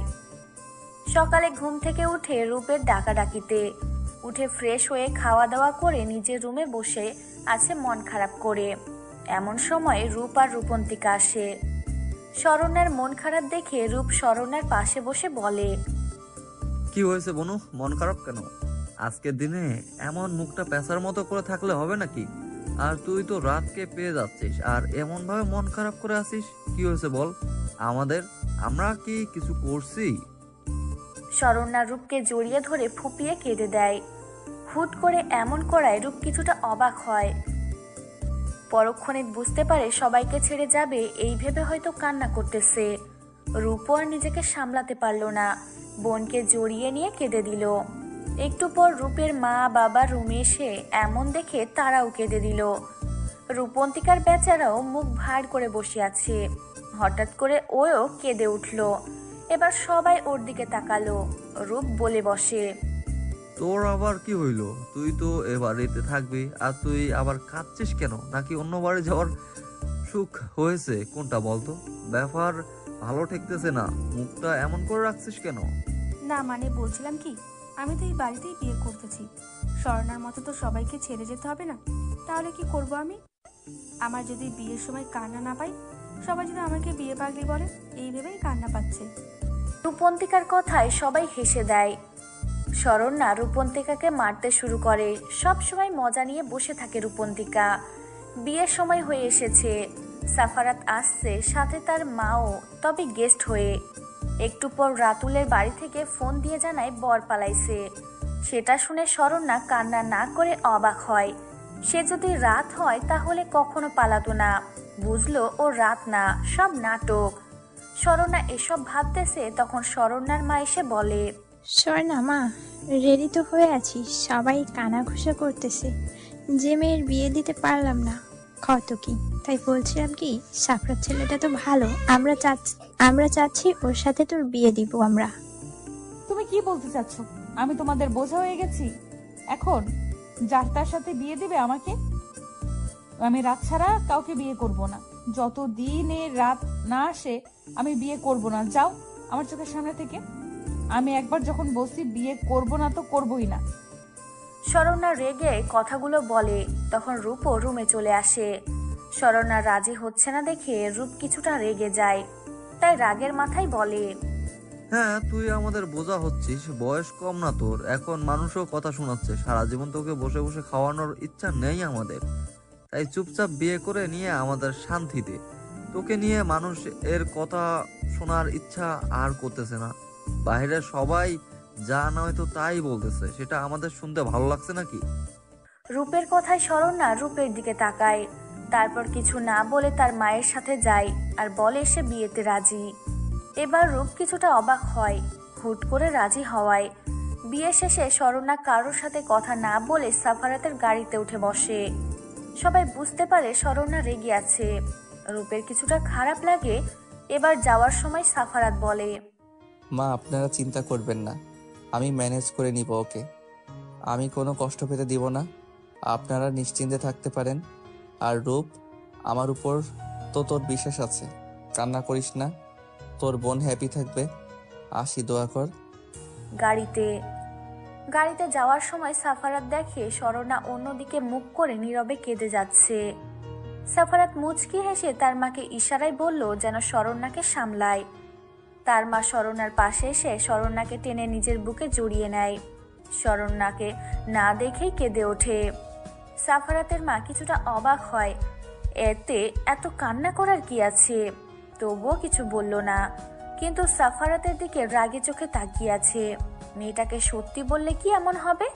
বাসায় এসে শরণ্যা অনেকটা অবাক হয়। মানুষের অভাব নাই, এমনকি বাড়ি সাজানো আছে। এই সময়ের মধ্যে কখনো এসব সম্ভব না। তাহলে কি সব আগে থেকে প্ল্যান ছিল, নাকি কিছুই মাথায় আসতেছে না শরণ্যার? সব নিয়ম শেষে শরণ্যা রুমে গিয়ে ঘুমাবে এমন সময় বিছানায় তাকাই দেখে বিছানাও সাজানো। শরণ্যার বুঝতে বাকি নেই সব প্ল্যান ছিল। আর তার ভাই আগে থেকেই জানতো যে রাতুল রাত না, আর রাতকে ছাড়া শরণ্যা কাউকে বিয়ে করবে না, যার জন্য প্ল্যান করে সব করেছে। শরণ্যার রেগে ফুল সব ছিঁড়তে শুরু করে আর চিল্লিয়ে বলতে লাগে, আমাকে ঠকানো হয়েছে, সব আগে থেকে জেনে ও কেন এমন করলো ভাইয়া? আমি কি এত বোঝা হয়েছিলাম যে আমাকে মিথ্যা বলে বিয়ে দিয়ে দিল? আমাকে একটা বার বলার প্রয়োজন মনে করলো না? মানি না আমি এই বিয়ে, মানি না, আমি থাকবো না এখানে। শরণ্যা চিল্লানিতে সাফারাত আর তার মা রুমে এসে দেখে এই অবস্থা। শরণ্যাকে তারা থামানোর চেষ্টা করলে ও লাভ হয় না। সাফারাত তার মাকে রুমে দিয়ে পাঠায়। সাফারাত দরজা লাগায় শরণ্যার সামনে গিয়ে বুকের সাথে জড়িয়ে নেয়। ছাড়াতে না পেরে একের পর এক কামড় বসায় সাফারাতের বুকে। একসময় নীরব হয়ে পড়লে শরণ্যাকে বিছানায় শুইয়ে দেয় সাফারাত, নিজেও ওর পাশে শুয়ে পড়ে। খুব ভোরে শরণ্যার ঘুম ভাঙে। চোখ খুলে নিজেকে সাফারাতের বাহুতে আবিষ্কার করে। শরণ্যা ঝাটকা মেরে সাফারাতকে সরিয়ে দেয়। সাফারাত এবার চোখ খুলে বোঝার চেষ্টা করে কি হয়েছে, কিন্তু বুঝে উঠতে পারে না। শরণ্যার রাগী ভাবে চিল্লিয়ে বলে, আপনি কি ভেবেছেন বিয়ে করেছেন বলে কিনে নিয়েছেন আমাকে? একদম কাছে আসার চেষ্টা করবেন না বলে দিলাম। আমি শুধু রাতে, আর কারণ না। আপনি সব জেনে কেন আমাকে বিয়ে করেছেন? আপনাকে আমি বলি নাই বিয়ে করার কথা? জোর করে ভাইয়ার সাথে প্ল্যান করে সব করেছেন আপনারা। আপনার মুখ দেখতেও আমার ঘৃণা হচ্ছে। কোন সাহসে আমাকে জড়িয়ে ধরেছে? শরণ্যা, প্লিজ আস্তে কথা বলো, বাইরে সবাই শুনে ফেলবে। আমার রুম সাউন্ড প্রুফ না, এত বড় লোকই আমার ভালো লাগে না, তাই আস্তে কথা বলো। আর হয়তো ঘুমের মাঝে জড়াই ধরছিলাম, এতে এত চিল্লানোর কি আছে? এত রিয়াক্ট করতেছো কেন বুঝলাম না। আমি তোমার জামাই, অন্য কেউ না। যাও, আজান দিছে, নামাজ পড়ে এসে ঘুমাও। জামাই মাই ফুট, বললাম না আমি এই বিয়ে মানি না, মানে মানি না। আর কিসের জামাই? আর একদিন যদি কাছে আসা দেখি মেরে ফেলবো বলে দিলাম। এই বাড়িতে থাকার ইচ্ছা আমার নেই। তার থেকে বড় কথা, আমি আর নিজের বাড়িও ফিরে যাব না। বোঝা হয়ে গেছে সবার। যতদিন না রাতকে খুঁজে পাই এখানেই থাকবো। আপনি দূরে থাকবেন আমার থেকে। সাফারাত বিরক্তি নিয়ে উঠে অজু করে নামাজ পড়তে বসে। একটু পর শরণ্যাও এসে সাফারাতের পাশে বসে একসাথে দুইজনে নামাজ আদায় করে। শরণ্যা উঠে যাবে এমন সময় সাফারাত শরণ্যার হাত টেনে বসায় আর বলে, দেখো সন্ধ্যাবতী, যা হবার হয়েছে সব মেনে নাও। এখন বিয়ে হয়ে গেছে, তাই সব বাদ দিয়ে সংসারে মন দাও। আর প্লিজ যাই করো না কেন, আম্মু আব্বুর সাথে খারাপ ব্যবহার করো না কখনো। তোমাকে নিজের মেয়ের মতোই ভালোবাসবে, তাদের কোনো মেয়ে নেই। আর সেই তুমি রাতকে খুঁজতেছো, চিনবেও না, বড় হইছে। তাহলে রাতের জন্য অপেক্ষা করে কি হবে বলো? শরণ্যা আর কিছু না শুনে চিল্লিয়ে ওঠে। তার এসব ভালো লাগতেছে না। রাত ছাড়া সে কাউকে মেনে নিতে পারবে না। রাত তো বলেছিল সে ফিরে আসবে। আজ বউ ভাত, দুই জায়গাতেই তাই রূপ ওরা কেউ আসতে পারবে না। অনেক ধুমধাম করেই দুই বাড়িতে সব সম্পূর্ণ হয়। শরণ্যা সাফারাতের বাবা মার সাথে কোনো খারাপ ব্যবহার করে না, কিন্তু সাফারাতকে সহ্য করতেও পারে না। রাতে সাফারাতের আরো বন্ধুরা আসে, তারা থেকে যায় ওদের বাসায়। সবাই মিলে রাতে যখন আড্ডা দেয় তখন একটা মেয়ে সে সাফারাতকে জড়িয়ে ধরে, ফুপিয়ে কেঁদে ওঠে আর বলে, সাফারাত তুমি এটা কিভাবে করতে পারলে বলো? তুমি তো বলেছিলা আমাকে বিয়ে করবা, তাহলে কেন এই মেয়েটাকে বিয়ে করলে? তুমি কথা দিয়ে কথা রাখো না কেন? তুমি এই মেয়েটাকে ডিভোর্স দিয়ে দাও প্লিজ, আমি তোমাকে ছাড়া বাঁচবো না। আমি শুনলাম এই মেয়েটা নাকি তোমাকে বর হিসেবে মানে না, তাহলে তাকে ডিভোর্স দাও প্লিজ আর আমাকে বিয়ে করো। শরণ্যা সেই দিকে তাকিয়ে চোখ নামিয়ে নেয়। সাফারাত কি করবে বুঝে উঠতে পারছে না। মেয়েটা তার মামাতো বোন মিতু, তার থেকে 10 বছরের ছোট, মাত্র ক্লাস 10-এ পড়ে। ছোট থেকে সাফারাতের সাথে বেশি মিশতো আর বলতো সাফারাতকে বিয়ে করবে। সাফারাত তখন বলতো বিয়ে করবে না। সব ঠিকই ছিল, সাফারাত ভাবতো ছোট মেয়ে তাই এমন করে, কিন্তু না, একসময় সেটা পাগলামিতে পরিণত হয়। ক্লাস 10-এ থাকতে হাত কাটতে শুরু করে। তাই সাফারাত সবকিছু সামলানোর জন্য বলেছিল মিতু বড় হলে বিয়ে করবে। সাফারাত মিতুকে নিজের থেকে সরিয়ে বলে, মিতু, এমন পাগলামি করিস না বোন, তুই বড় হচ্ছিস, বোঝার চেষ্টা কর। আর ও না, ওইটা তোর ভাবি, শরণ্যা নাম, ভাবি বলবি কেমন? তোকে আমার থেকে সুন্দর ছেলে এনে দিব, চিন্তা করিস না। আমি তোর 10 বছরের বড়, তোকে কিভাবে বিয়ে করব বল? সেদিন তোকে সান্ত্বনা দেওয়ার জন্য বলছিলাম বিয়ে করব, তাই সেটা নিয়ে বসে থাকিস না। যা, রাত হয়েছে, ঘুমা। তো সাফারাতের কথায় রেগে যায়। এখন শব্দ শরণ্যার ভেবে শরণ্যাকে গিয়ে ধাক্কা মারে। শরণ্যা সেদিকে তাকায়, নিজেকে সামলে নেয়, কিছু বলে না। শরণ্যা চুপ থাকাতে মিতু আরো রেগে গিয়ে শরণ্যাকে থাপ্পড় মারে 3-4টা। শরণ্যা গালে হাত দিয়ে চুপ করে থাকে, তবুও একটা টু শব্দ করে না। সবাই অবাক হয়ে শরণ্যার দিকে তাকায়। মিতু আবার মারতে যাবে, তার আগে শরণ্যা হাত ধরে নিজের সাথে জড়িয়ে নেয়। মিতু এবার আবার কান্না করে দেয়। শরণ্যা এবার মিতুর মাথায় হাত দিয়ে বলে, তুমি আমার অনেক ছোট, তাই তুমি করেই বললাম কান্না বন্ধ করো। আমি তোমার সারাফাতকে তোমার থেকে কেড়ে দিব না, কথা দিলাম। আমার উপর বিশ্বাস রাখতে পারো, তোমার মতো আমি অন্য কাউকে ভালোবাসি। আমি নিজে কথা দিলাম তোমাকে সারাফাতের সাথে বিয়ে দিব। আমি অন্যদের মতো বিয়ে দিয়ে পালিয়ে যাই না, নিজের কথার গুরুত্ব বুঝি আর রাখিও। শরণ্যার কথায় মিতু শান্ত হয়। সাফারাত রেগে যায় অনেকটা, কিন্তু কিছু না বলেই চলে যায় নিজের রুমে। আর মনে মনে ভাবে যে সাফারাত কি ভুল করতেছে। এখন শরণ্যাকে সত্যিটা বলে দেওয়া উচিত ছিল, নয়তো সামনে কিছু ঘটবে যা কারোর জন্য ভালো হবে না। সাফারাতই তো রাত, সেটা জানলে কি শরণ্যা মিতুকে কথা দিত? সাফারাতের মাথা কাজ করা বন্ধ করে দেয়। সাফারাত শুয়ে শুয়ে এসব ভাবতেছে আর শরণ্যার জন্য অপেক্ষা করতেছে। অনেক অপেক্ষার পরও শরণ্যা রুমে না আসায় বাহিরে বের হয়। পাশের রুমে দরজা খোলা দেখে তাকাই দেখে শরণ্যার মিতু একসাথে শুয়ে আছে, তাই নিজের রুমে গিয়ে শুয়ে পড়ে। সকালে শরণ্যা ঘুম থেকে উঠে নিচে গিয়ে রান্নাঘরে যায়। গিয়ে দেখে তার শাশুড়ি মা রান্নাঘরে রান্না করার জন্য সব রেডি করতেছে। শরণ্যাকে দেখে বলে, আরে মা, তুই এখানে কি করিস? তোকে কে আসতে বলছে? তুই নতুন বউ, তুই এত সকালে এখানে কি করিস? যা নিজের রুমে যা, তোর বাবাই দেখলে আমাকে বকাবকি করবে। আমি কফি বানিয়ে দিচ্ছি, সাফরাতকে নিয়ে গিয়ে দে। আর তোর বাবাইকেও। মিতু কই আছে? ওকেও ডেকে ওঠা একটু, ওর সামনে পরীক্ষা, বাসায় দিয়ে আসতে হবে। তুই যা, গিয়ে ড্রয়িং রুমে বস। আরে না মা, কি বলো? তুমি না কাল বললা আমি তোমার মেয়ে, তাহলে নতুন বউ হলাম কিভাবে? আর ভালো লাগতেছে না রুমে বসে থাকতে, তাই তোমাকে হেল্প করতে চলে আসলাম। চিন্তা করো না, আমি সব রান্না করতে পারি। বাপের বাসায় বসেছিলাম না, রান্না করতাম মাঝে মাঝে আমি, তাই সব শিখে নিয়েছি। তুমি এক কাজ করো, কি কি করব বলে দাও, আমি করে নিচ্ছি। শরণ্যা জোরাজোরে করতে লাগে সালমা বানুর সাথেই, তাই উনিও আর কিছু বলে না। দুইজন মিলে রান্না করে। এর মধ্যে সাফারাত আর মিতুকে কফি দিয়ে আসছে কাজের লোক। রান্না শেষে যখন শরণ্যা রুমে যাবে তখন সালমা বলে ওঠে, শরণ্যা, একটা কথা বলি মা তোকে। দেখ, আমার ছেলে তোকে পছন্দ করেই বিয়ে করেছে, তুইও মেনে নে। ভালোবাসা হারাস না। আমার ছেলে কখনো কোনো কষ্ট পেতে দিবে না তোকে, এটা বিশ্বাস রাখতে পারিস। আমি জানি আমার ছেলে কেমন, সেই দিক থেকে তোকে বলতেছি, ঠকবি না কখনো আমার ছেলের কাছে। ওকে মেনে নেওয়ার চেষ্টা কর, দেখবি অনেক সুখী হবি। সালমা বানুর কথায় শরণ্যা অনেকটা রেগে যায়, কিন্তু নরম সুরে কিছু কথা বলে, যা শুনে সালমা বানু অনেকটা অবাক হয়ে শরণ্যার যাওয়ার দিকে তাকায় থাকে আর মনে মনে বলে, এই মেয়েটা কি পাগল হয়েছে?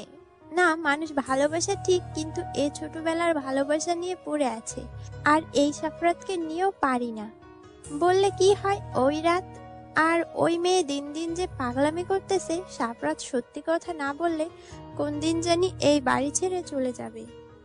শরণ্যা যাওয়ার আগে বলে যায় যে, আপনার ছেলে আমাকে যতই ভালোবাসুক আর পছন্দ করুক, আপনাকে একটা কথা বলে রাখি, আমি অন্য কাউকে ভালোবাসি। তাই প্লিজ এইসব বিষয় নিয়ে আমি কিছু শুনতে চাই না। আপনার সাথে আমি খারাপ ব্যবহার করতে চাই না, সেই জন্য বেশি কিছু বলবো না। আপনিও এই বিষয় নিয়ে কিছু বলবেন না মা।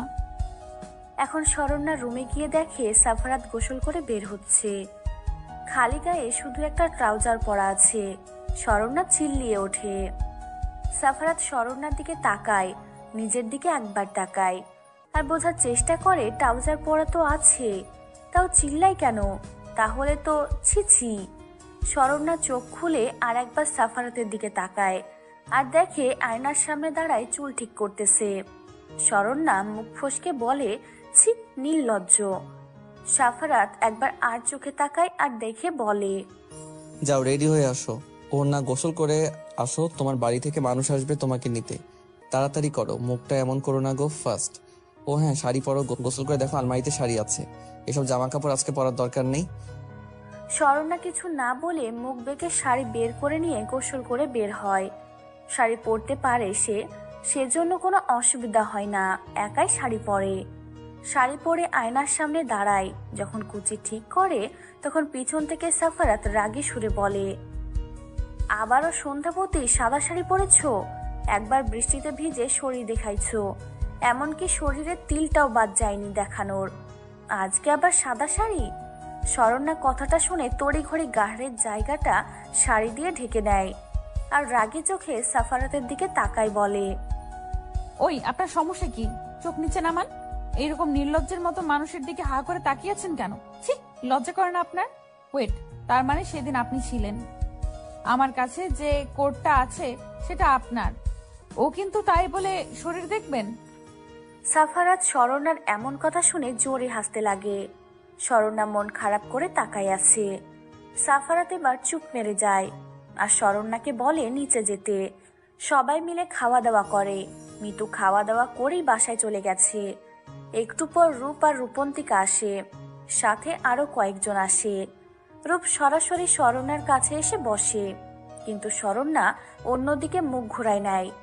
রূপন্তিকা এসে জড়ায় ধরে শরণ্যাকে, তবুও শরণ্যা কথা বলে না। শরণ্যা ভাবে রূপন্তিকাও সব জানতো। রূপন্তিকা বুঝতে পেরে বলে,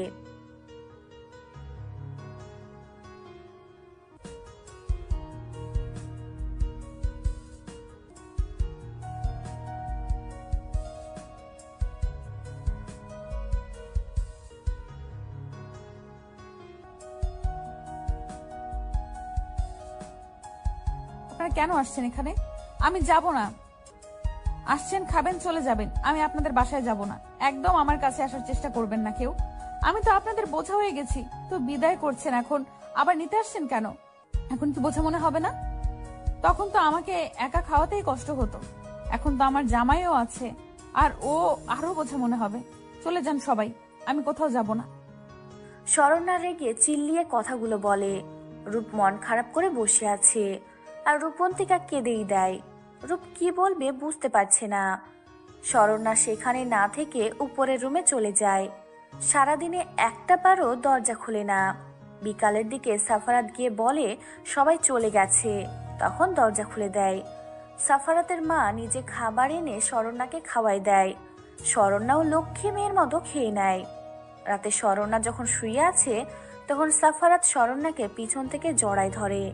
শরণ্যার কানে কানে বলে, তোমাকে কিছু সত্যি কথা বলার আছে সন্ধ্যাবতী, চলো বারান্দায় যাব, আর আজকে তোমাকে খুশির খবর শোনাবো।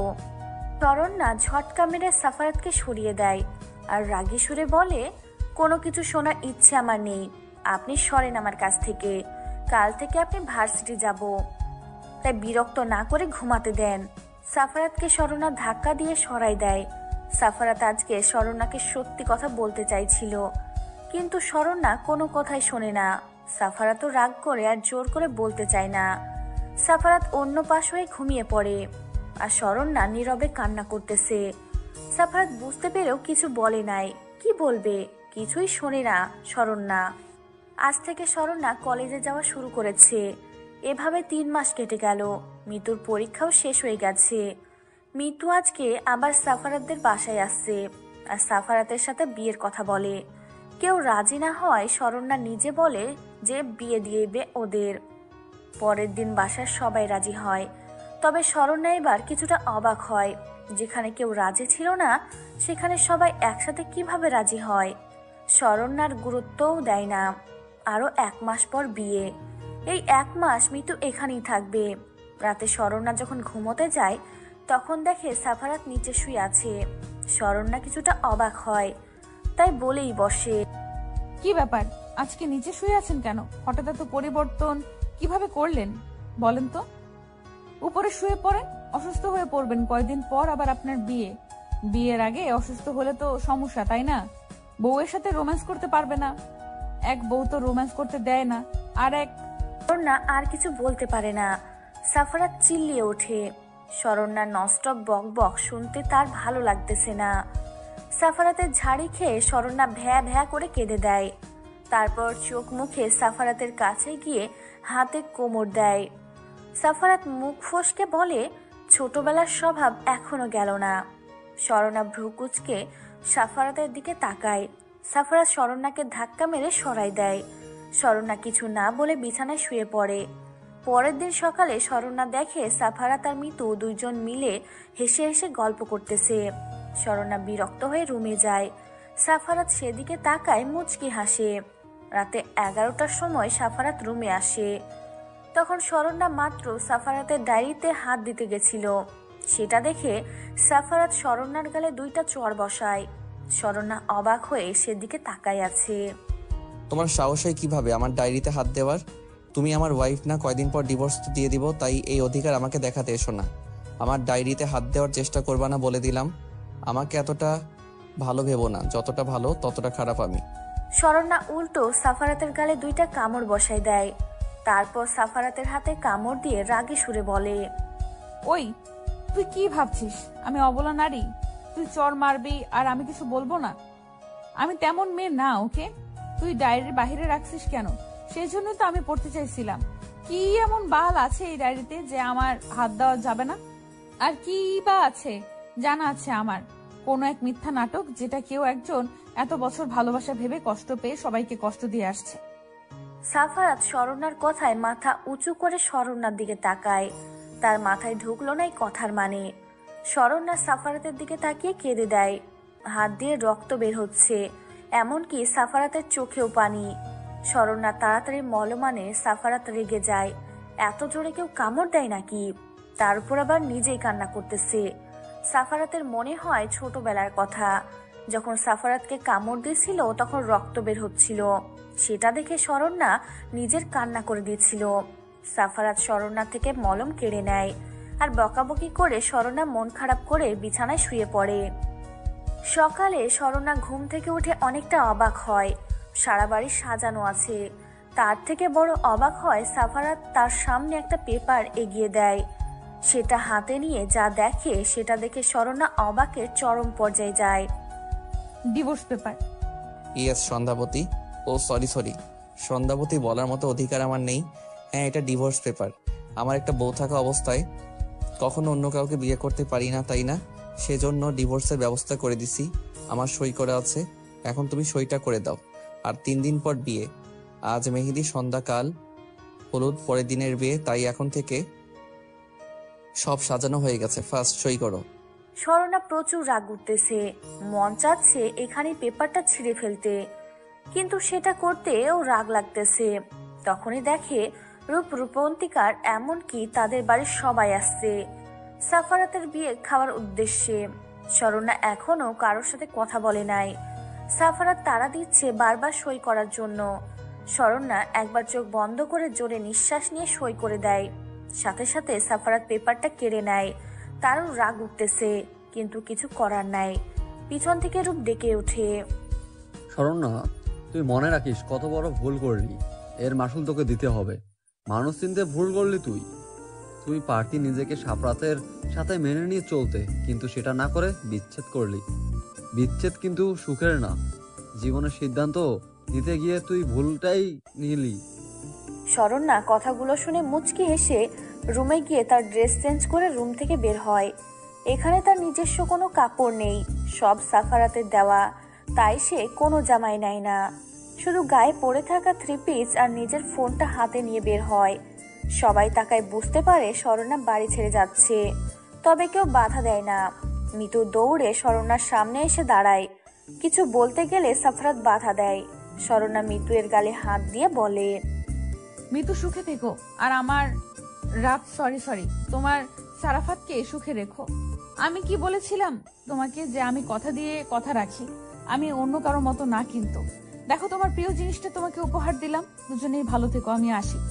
সাফারাত স্বর্ণার কথায় কিছুটা অবাক হয়, কিন্তু কিছু বলতে চেয়েও পারে না। এখন তার নিজেরই বিরক্ত লাগতেছে। স্বর্ণা যখন বাড়ি থেকে বের হয়ে যায়, তখন পিছন থেকে তার মা বলে ওঠে, বাড়িতে তালা দেওয়া আছে, কই যাবি? চাবি দিতে পারবো না তোকে, বাসায় কেউ নাই, তাই এখানেই থাক, একসাথে বিয়ে খেয়ে যাব আমরা। স্বর্ণা পিছন ফিরে তাকায় চলে যেতে লাগে। তখন কি মনে করে আবার পিছন ফিরে আসে আর বলে, মনে রাখবেন, আপনাদের সাথে আমার সম্পর্ক সেদিনই শেষ করছি যেদিন আমার বিরুদ্ধে আমাকে বিয়ে দিছেন। তাই এই সম্পর্ক কখনো ঠিক করব না আমি। আমাকে ঠিক করে বোঝালে আমি ঠিকই বুঝতাম, কিন্তু না, আপনারা সব জেনে বুঝে আমার সাথে বেইমানি করছেন। এমনকি সারাফাত এই বিষয়ে এইসব জানার পরও। তাই আমি আপনাদের বাসায় যাচ্ছি না। আমি নিজের ঠিকানা খুঁজে নিতে জানি। ভালো থাকবেন, আর কখনো দেখা হবে না আপনাদের সাথে। স্বর্ণা চলে যাওয়া মাত্র সাফারাত রেগে পেপার ছিঁড়ে ফেলে আর রেগে চিল্লিয়ে বলে, দেখ রূপ, তোর বোনের অ্যাটিটিউড দেখ। খুব ভাবনা তোর বোনের, শেষ প্ল্যানটাও কাজ করলো না। তোর বোন তো এই বাড়ি ছেড়ে চলে গেল, এখন কি হবে? আমার মাথা কাজ করা বন্ধ করে দিয়েছে, এসব আর ভালো লাগতেছে না। আমার ভাবতে অবাক লাগছে যে এই মেয়ের সাথে আমি ছোটবেলায় 13টা বছর সময় কাটাইছি। এটা কি সেই মেয়ে? এমন জেদি ছিল না কখনো। মন চাচ্ছে এখনই ওরে গলা টিপে মারি। শয়তান মেয়ে একটা। কুল বেবি কুল, সব ঠিক হয়ে যাবে, চিন্তা করিস না। আর দোস্ত, তোকে বারবার বলতেছিলাম যে স্বর্ণার এক কথার মানুষ, ও রাত ছাড়া কিছুই বোঝে না। আর তুই কিনা তোর এই অ্যাটিটিউড কমা। তুই বলতে পারতেছিস যে তুই রাত না, তাহলে কি করলি তুই যে তোকে যেন নিজে চিনে নেয়? এখন আমি বলি দোস্ত তোর, কারণ তুই তো ছোটবেলার কথা ভুলে গেছিলি। আর সেই তুই কিনা এখন অন্যরকম জেদ খাটাচ্ছিস। আমার কি মনে হয় জানিস, স্বর্ণা সত্যিটা জানার পর কখনো তোকে মানবে না। ওই বাল, কোন সত্যি? হ্যাঁ মানলাম আমি মনে রাখি নাই ছোটবেলার কথা, ছোটবেলার প্রতিশ্রুতি, কিন্তু সেই জন্য কি আমার দোষ? নাকি আমি শহরে আসার পর সব ভুলে গেছিলাম? সেদিন আমার ছবিটা দেখে আমার সব মনে পড়ে। কই, তোর বোনেরও দোষ আছে? সে নাকি রাতকে ভালোবাসে, তো চিনতে পারলো না কেন আমাকে বল? আর কখনো জানবেই না যে আমি সব ভুলে গেছিলাম, কখনো বলবো না। ওরে বলবো আমি দেখতে চাচ্ছিলাম যে ও রাতকে কতটা ভালোবাসে। যা সর, নেক্সট প্ল্যান কর, নয়তো লাত্তি খাবি সবাই। কারণ আমার সন্ধ্যাবতীকে ডিভোর্স দিয়ে দিলাম তোদের প্ল্যান মতো। তোর কপাল খারাপ হতে পারে, সন্দেহ নাই। ও জানলে কখনো তোকে বিয়ে করবে না, কারণ ও যাকে সেই ছোট থেকে ভালোবেসে এসেছে সেই তাকে ভুলে গিয়ে এটা জানলে ওর কতটা খারাপ লাগবে তুই বুঝতে পারতেছিস? যদি হতো যে তুই বিয়ের সময় ওর পরিচয় দিয়ে বিয়ে করেছিস, তাও হয়তো মেনে নিত, কিন্তু তুই সেটা না করিস। আর এখন তুই তার সাথে খারাপ ব্যবহার করছিস। তবে যাই হোক, কি আর করার, বিয়ের আবার দেবো, চিন্তা করিস না। নেক্সট প্ল্যান এটা, ওকে? সবাই ওকে বলে হেসে ওঠে। মিতু মন খারাপ করে বসে থাকে। সাফারাত গিয়ে হালকাভাবে মিতুকে জড়াই নিয়ে বলে, ব্যাপার কি? আমার ছোট বউ দেখি রাগ করে আছে। আমার ছোট বউ দেখি অনেক বড় হয়েছে, বুঝতে শিখেছে। বউ, মন খারাপ করে থেকো না কেমন? তোমার জন্য রুমে অনেক চকলেট আছে, যাও খেয়ে নাও। ও না, সকালে তো কেউ খাওনি, আগে খাও যাও। সবাই মেহেদি অনুষ্ঠানে ব্যস্ত হয়ে পড়ে। আর শরণ্যা 3 দিনের জন্য একটা হোটেল রুম বুক করে। তার কাছে টাকা ছিল, সেটা দিয়ে আর মাঝে মাঝে সাফারাত টাকা দিত, সেটা নিজের কাছে রেখে দিত। শরণ্যা চিন্তা সাফারাতের বিয়ের পর সে এখান থেকে চলে যাবে। সাফারাত আগের বার মেহেদি লাগায় নাই, আর দূরের আত্মীয়কেও দাওয়াত দিছিল না। কিন্তু এবার সব অনুষ্ঠানের আয়োজন করা হয়েছে, আর সবাইকে দাওয়াত দেওয়া হয়েছে। যে বউ সেই নাই, আর এখন এরা মজা আড্ডা ঠাট্টা নিয়ে ব্যস্ত। রাতে সাফারাত ঘুমোতে যাওয়ার সময় ডায়েরিটা বের করে একবার চোখ বোলায়, আর মনে মনে ভাবে, ইস, সেদিন যদি এই ডায়েরিটা তোর হাতে পড়তো তাহলে যে সব তুই জেনে যেতিস সন্ধ্যাবতী। কারণ আমি তোদের বাসা থেকে আসার পর সব কাহিনী এখানে লিখে রাখছি। তার থেকে বড় কথা, আমি তোকে ভুলে গেছিলাম, সেটাও এখানে লেখা আছে।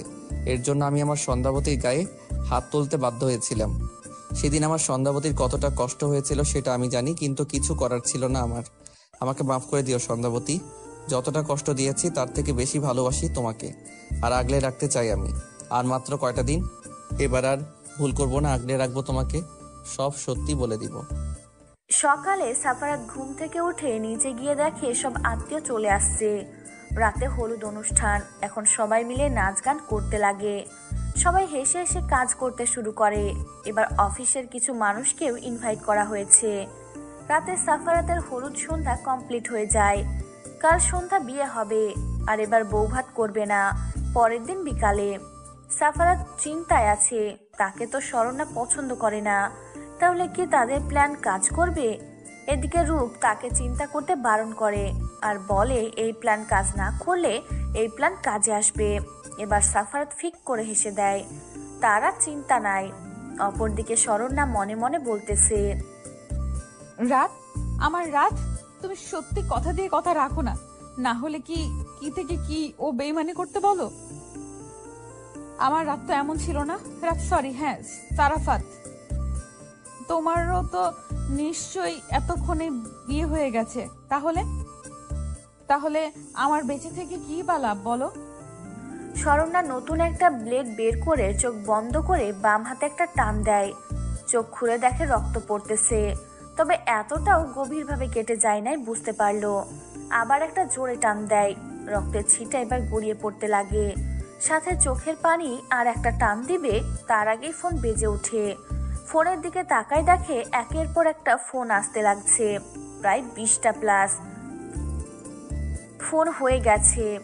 একবার হাতের দিকে তাকায়, ফোনটা কাঁপা কাঁপা হাতে উঠায়। রূপের নাম্বার থেকে ফোন আসছে। ফোনটা ধরে কানে রাখা মাত্র রূপের কথা শুনে ফোনটা হাত থেকে দূরে ছিটকে পড়ে। শরণ্যা যখন ফোনটা রিসিভ করে কানে দেয় তখন ওই পাশ থেকে কান্নার সুরে ভেসে আসে, শরণ্যা, তুই কই যাচ্ছিস? যত তাড়াতাড়ি সম্ভব সাপরাতদের বাসায় আয়, সাপরাত অ্যাক্সিডেন্ট করেছে হয়তো। শরণ্যার আর কিছু শোনে না, তার আগেই হাত থেকে ফোনটা পড়ে যায়। সাফারাতের কিছু হলে তো সে বাঁচবে না। বড্ড ভালোবাসে যে তার রাতকে, সে তো জানে সাফারাতে তার রাত। শরণ্যা কোনো রকম ফোনটা উঠাই নিয়ে দৌড়ে রুম থেকে বের হয়। তেমন কিছুই নাই হোটেলে তার, তাই কিছু না ভেবে দৌড় দেয়। রাস্তায় তার যেন গাড়ির জন্য দেরি করতেও প্রাণ বের হয়ে যাচ্ছে। তার উপর হাত দিয়ে এখন রক্ত পড়তেছে। হাতের জ্বালায় এখন তার নিজের বিরক্ত লাগতেছে। কেন হাত কাটলো সে? এইদিকে রূপ ফোন কেটে যাওয়ায় কিছুটা ভয় পেয়ে যায়, আর ভাবতেছে শরণ্যা কি বুঝে গেল যে এটা মজা ছিল। সাফারাত রাগী চোখে তাকায় রূপের দিকে। তাদের প্ল্যান ছিল মিথ্যা কথা বলে শরণ্যাকে নিয়ে আসবে, বলবে যে সাফারাত অ্যাক্সিডেন্ট করেছে। তখন আসতে না চাইলে বলবে যে রূপন্তিকাও ছিল সেই গাড়িতে, তখন নিশ্চয় আসতো এখানে। আর তখন শরণ্যা বা সাফারাতকে বিয়ে করতে রাজি না হলে সব সত্যি বলবে যে সাফারাতই হলো আসল রাত। কিন্তু শরণ্যা ফোন কেটে দেওয়ায় সবাই ভাবে আর আসবে না শরণ্যা। সাফারাত এবার রূপকে ধাক্কা মেরে বলে, দেখ ভাই, আজকে তোর খবর আছে। তোর আবাল মার্কা প্ল্যানের জন্য যদি আমার সন্ধ্যাবতী আমার কাছ থেকে দূরে যায়, তখন কিন্তু তুই আর বেঁচে থাকবি না, মেরে দিব তোকে। আমার সন্ধ্যাবতীকে চাই, বুঝলি? ওরে ছাড়া কাউকে বিয়ে করতে পারবো না আমি। সবাই মিলে এসব নিয়ে কথা বলতেছিল। সাথে রূপ এর মা বাবা, সাফারাতের মা বাবাও ছিল। আর আত্মীয়রা জানে সন্ধ্যার দিকে বিয়ে, তাই তারা এসবে গুরুত্ব না দিয়ে নিজেদের মতো আড্ডা দেয়। সাফারাত আর রাত আবার ঠিক করে শরণ্যাকে ফোন দিবে, যেই বলা সেই কাজ। মাত্র ফোনটা হাতে নিছে ফোন দিবে, এমন সময় শরণ্যা দৌড়ে বাড়িতে প্রবেশ করে। সাফারাত সেদিকে তাকায়, অবাক হয়ে যায়। রূপের দিকে তাকাই দেখে রূপও অবাক হয়ে তাকায় আছে। সবাই ভাবছিল হয়তো শরণ্যা আসবে না, কিন্তু শরণ্যাকে দেখে পাগলের মতো লাগছিল।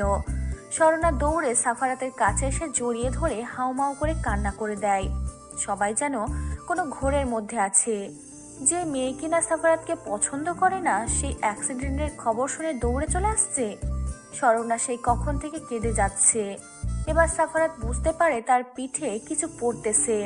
শরণ্যাকে ছাড়িয়ে নিয়ে সামনে এনে চমকে ওঠে। শরণ্যার হাত দিয়ে রক্ত পড়তেছে। সবার এতক্ষণে ধ্যান ভাঙে। রূপ তাড়াতাড়ি ফার্স্ট এড বক্স আনে শরণ্যা হাত ব্যান্ডেজ করে দেওয়ার জন্য, কিন্তু শরণ্যা হাত দিতে দেয়। এবার শরণ্যা কিছুটা নীরব হয়ে ভালোভাবে সাফারাতকে লক্ষ্য করে এবার বুঝতে পারে এটাও প্ল্যান ছিল। তাই শরণ্যা রেগে চিল্লিয়ে বলে, কুত্তার বাচ্চা, তোর সাহস হলো কি করে আমাকে এত বড় একটা মিথ্যা কথা বলার? যা মর, বেঁচে আছিস কেন? আমি তোকে মেরে ফেলবো। তুই জানিস না তোর কিছু হলে আমি বাঁচবো না? তুই কি ভাবছিস আমি আমার রাতকে চিনতে পারবো না, তাই না? তুই আমার রাত, সেটা আমি খুব ভালো করেই জানি। তুই নিজের মুখে স্বীকার করতেছিস না দেখে রাগ করে বাড়ি ছেড়ে গেলাম, তার উপর বিয়ে করতে রাজি হয়েছিস। এখন আবার কিসের নাটক শুরু করেছিস? তুই বেঁচে আছিস কেন? কর যা। শরণ্যা রেগে সাফারাতের গলা চেপে ধরে। সাফারাত চোখ বন্ধ করে নেয়, কিন্তু ছাড়ানোর চেষ্টা করে না। রূপ শরণ্যার হাত সরায় সাফারাতের গলা থেকে। সাফারাত জোরে জোরে নিঃশ্বাস নেয়। শরণ্যা আবার কেঁদে দেয়। রাগ করে উঠে চলে যাবে, তখন সাফারাত টেনে নিজের সাথে জড়িয়ে নেয়। সাফারাত বুঝতে পারে শরণ্যা ভয় পেয়ে গেছিল, তাই শান্ত করার জন্য বলে, এই সন্ধ্যাবতী, আমি ঠিক আছি তো, এভাবে কান্না করো না। সরি সন্ধ্যাবতী, আর কখন আমি মিথ্যা কথা বলবো না। আমি তো জানতাম না যে তুমি আমার পরিচয় জানো, তাই মজা করছি। আমি তো ভাবছিলাম তুমি আসবে না, এখন তো দেখি উল্টা তুমি এই কয়েক মিনিটে পাগল হয়ে গেছো। ছাড় আমাকে। তুই আমার রাত না, আমার রাত এমন ছিল না। সে কখনো আমাকে কষ্ট দেয় নাই। তুমি আমাকে একটুও বোঝো না। আমাকে রেখে অন্য কাউকে বিয়ে করে নিতেছ। হয়তো বিয়ে হয়ে গেছে এতক্ষণে। আমি জেনে বুঝে তোমার বিয়ে দেওয়ার কথা বলছিলাম, যাতে সত্যি বলো না। না, সেটাও বলো নাই। তাই আমি কথা দিয়েছিলাম যে তোমার আর মৃত্যুর বিয়ে দিব। সেটা রাখার জন্যই তোমাকে বিয়ে করতে রাজি হলাম, যাতে এত বড় কথা দিলে কথা রাখতে হয়। না হয় তুমি উল্টো আরো বিয়ে করার জন্য লাফাচ্ছিলে। শরণ্যার কথায় সবাই হেসে দেয়। এবার রাত বলে, দূর পাগলি, আমরা প্ল্যান করে বিয়ের আয়োজন করছিলাম, আর ডিভোর্সটাও প্ল্যান ছিল। সবচেয়ে তোমাকে এবার তোমার মতে বিয়ে করব। আর মিতুর কথা বলতেছো, ওরে আমি বোঝাইছি ওর পরীক্ষার পর যেদিন আমাদের বাসায় আসে সেদিন।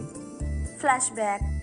মিতু যখন সাফারাতের সাথে দেখা করার জন্য আসে, তখন সাফারাত অনেক বুঝে শুনে মিতুর কাছে যায় আর মিতুর পাশে বসে বলে, মিতু, তোকে একটা কথা বলি শোন। তোর ভাবি মানে শরণ্যা, ও আমাকে ছোটবেলা থেকে ভালোবাসে, মানে রাতকে। তারপর আমি শহরে আসি, তাই আর ও আমাকে পায় না। কিন্তু ও সেই ছোটবেলার রাতকে ভালোবাসে, যার জন্য আমাকে মেনে নেয় না স্বামী হিসেবে। তুই দেখ, তোর ভাবি এখনো আমাকে পাগলের মতো ভালোবাসে। ভালোবাসা জোর করে নাই, ভালোবাসা আদায় করতে হয়। তুই কিন্তু আমাকে ভালোবাসিস না, এটা তোর আবেগ আর জেদ। না হলে দেখ, কখনো জেদ করতিস না। তুই বল, তোকে কেউ ভালোবাসে না, তার পিছনে পড়ে থেকে তোর কি লাভ? তুই তো আমার বোন হোস, তাই না? আচ্ছা, তোকে বোন বললে রাগ করিস, সেটাই তো, তাই না? এবার ছোট বউ বলে ডাকবো, কেমন? ধন্যবাদ ভাইয়া। হিহি থুক্কু জামাই এইভাবে বোঝানোর জন্য। সরি ভাইয়া, তোমাকে অনেক জ্বালিয়েছি, আর জ্বালাবো না। এবার ছোট বউ হিসেবে জ্বালাবো। হিহি।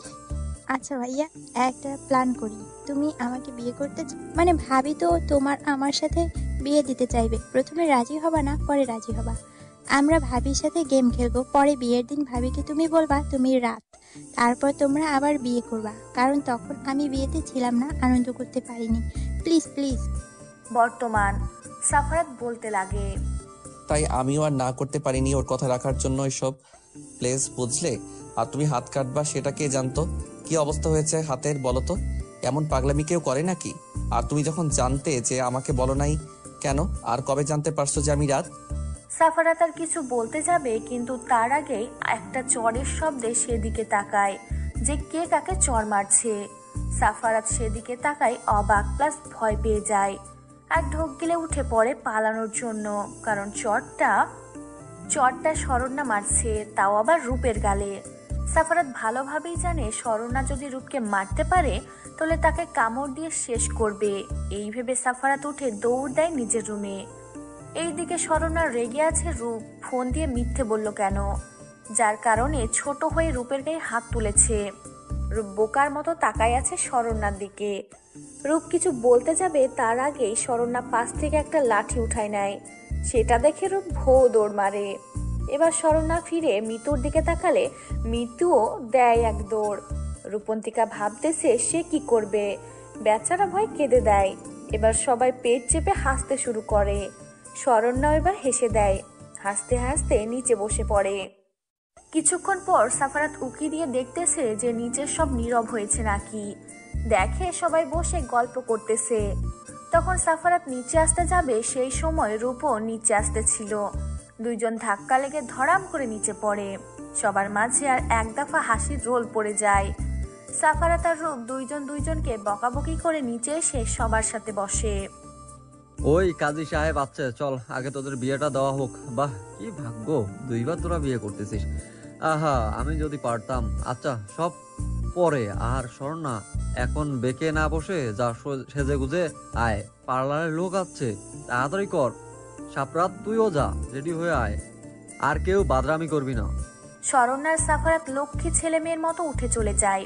তারপর রেডি হয়ে বিয়ের জায়গায় আসে। আবারও নতুন করে বিয়ে উঠালো হয়। এবার অনেক ফটোশুট করা হয়। আত্মীয়রা সবাই রাতের বাসায় চলে গেছে। সবাই ড্রয়িং রুমে বসে আছে। সবাই আজকে অনেক হ্যাপি। সেখানে সাফারাত আর শরণ্যাও আছে।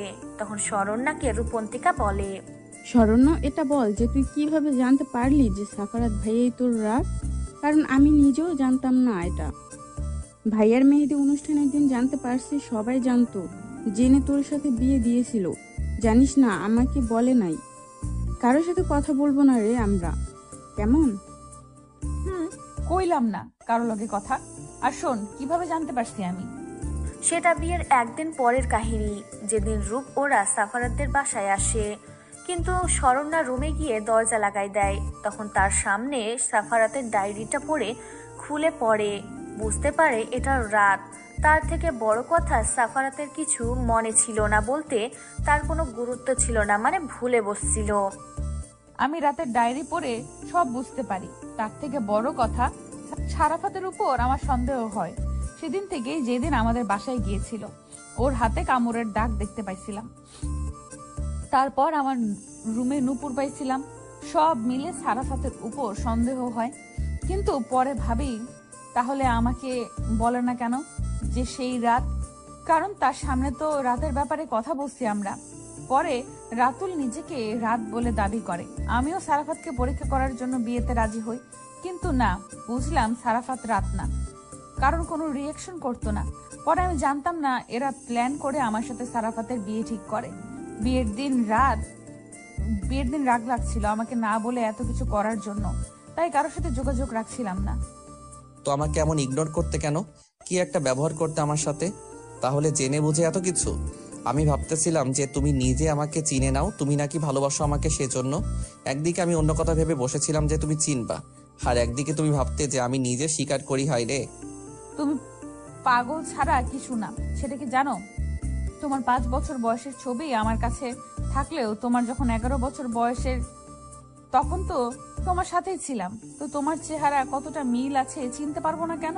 তার উপর কামড়ের দাগ। তবে দাগটা দেখে অবাক হয়েছিলাম, এতে বছর এর আগে এখনো আছে তোমার হাতে। এটার রহস্য কি বলো তো? আরে গ্রাম থেকে আসার পর প্রায় 6 মাস পর এর একটা নজরে আসে, কেমন যেন ভালো লাগতো, তাই নিজে কামড় দিতাম। একসময় দাগটা একেবারে গভীর হয় আর মিশে নাই, এই আর কি। তারপর সবাই আড্ডা দিয়ে নিজেদের রুমে যায়। সাফারাত আর শরণ্যা রুমে এসে দেখে আবার রুমটা সাজানো হয়েছে। শরণ্যা সাফারাতের দিকে তাকায়, মুখ ভেঙচি দিয়ে ওয়াশরুমে গিয়ে ফ্রেশ হয়ে আসে। শরণ্যা বের হওয়ার পর সাফারাত ফ্রেশ হয়ে এসে দেখে শরণ্যা নাই। পরে ফোনে একটা মেসেজের শব্দে ফোন হাতে নিয়ে দেখে শরণ্যা মেসেজ করছে ছাদে যাওয়ার জন্য। সাফারাত ছাদে গিয়ে দেখে শরণ্যা চাঁদের দিকে তাকায় আছে। ভালোভাবে শরণ্যাকে লক্ষ্য করে দেখে আজকে সাদা শাড়ি পরা। সাফারাত মুচকি হাসে, এই সাদা শাড়ি পরা মেয়েটার প্রেমেই তো পড়েছিল সে। সাফারাত শরণ্যার দিকে কিছুক্ষণ তাকায়, দেখে শরণ্যার কয়েকটা ছবি উঠায়। তারপর শরণ্যার পাশে গিয়ে দাঁড়ায়। পাশে কারো উপস্থিতি টের পেয়ে শরণ্যার চোখ খুলে সাফারাতকে দেখে পরে আবার আকাশের দিকে তাকিয়ে বলে, জানো রাত, আমি কখনো ভাবিনি আমার রাত আমাকে ভুলে যাবে। আমাকে বাসা থেকে কত বিয়ের কথা বলেছে। একটা কথা বলতাম, আমার রাত ছাড়া কাউকে বিয়ে করব না। সে আমাকে কথা দিয়ে গেছে ফিরে এসে বিয়ে করবে, কিন্তু দেখো তা মাত্র আমার স্বপ্ন। আমার রাত তো সেই কবেই আমাকে ভুলে গেছে। শরণ্যা কথা বলতে বলতেই কেঁদে দেয়। সাফারাত শরণ্যাকে এবার পিছন থেকে জড়িয়ে নেয় নিজের সাথে, আঁকড়ে ধরে ভালোভাবে। পরে শরণ্যার হাত ধরে দোলনাতে বসে নিজের কোলে শরণ্যার মাথা রাখে। শরণ্যাও চোখ বন্ধ করে নেয়। এভাবে কিছুক্ষণ থাকার পর হুট করে সাফারাত শরণ্যাকে কোলে উঠায় নেয়। শরণ্যা ভয় পেয়ে খামচে ধরে সাফারাতকে। সাফারাত শরণ্যার কানে কানে বলে, দুইবার বিয়ে করলাম, একবারও মানে বাসর হয় নাই। এবার মিস করলে সবাই আমাকে গেই ভাববে, তাই চলো হয়ে যাক তোমার কামড়াকামড়ির যুদ্ধ। শরণ্যা সাফারাতের কথা শুনে সাফারাতের বুকে কিল ঘুষি মারতে থাকে। সাফারাত রুমে এসে শরণ্যাকে বিছানায় শুইয়ে দিয়ে দরজা লাগাই এসে দেখে শরণ্যা কোলবালিশ জড়িয়ে শুয়ে আছে। সাফারাত ফিক করে হেসে দেয় আর শরণ্যার রাগে চোখে তাকায়। সাফারাত কোলবালিশ টান দিয়ে শরণ্যার পাশে শুয়ে টেনে নিজের সাথে মিশিয়ে নেয়। বাকিটা তো আমি জানি না। সকালে সাফারাত চোখ মেলে তাকায়, দেখে শরণ্যা আয়নায় সামনে বসে চুল মুছতেছে। সাফারাত উঠে জামা নিয়ে ওয়াশরুমে যায়।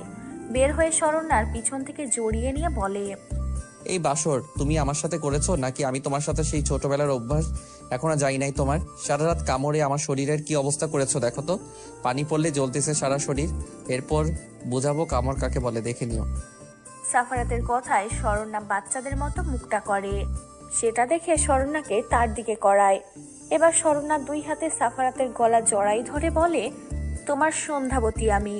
এই সন্ধ্যাবতীর পক্ষে থেকে ভালোবাসার এই দাগগুলো বুঝলে, এটা আমার ভালোবাসার উপহার।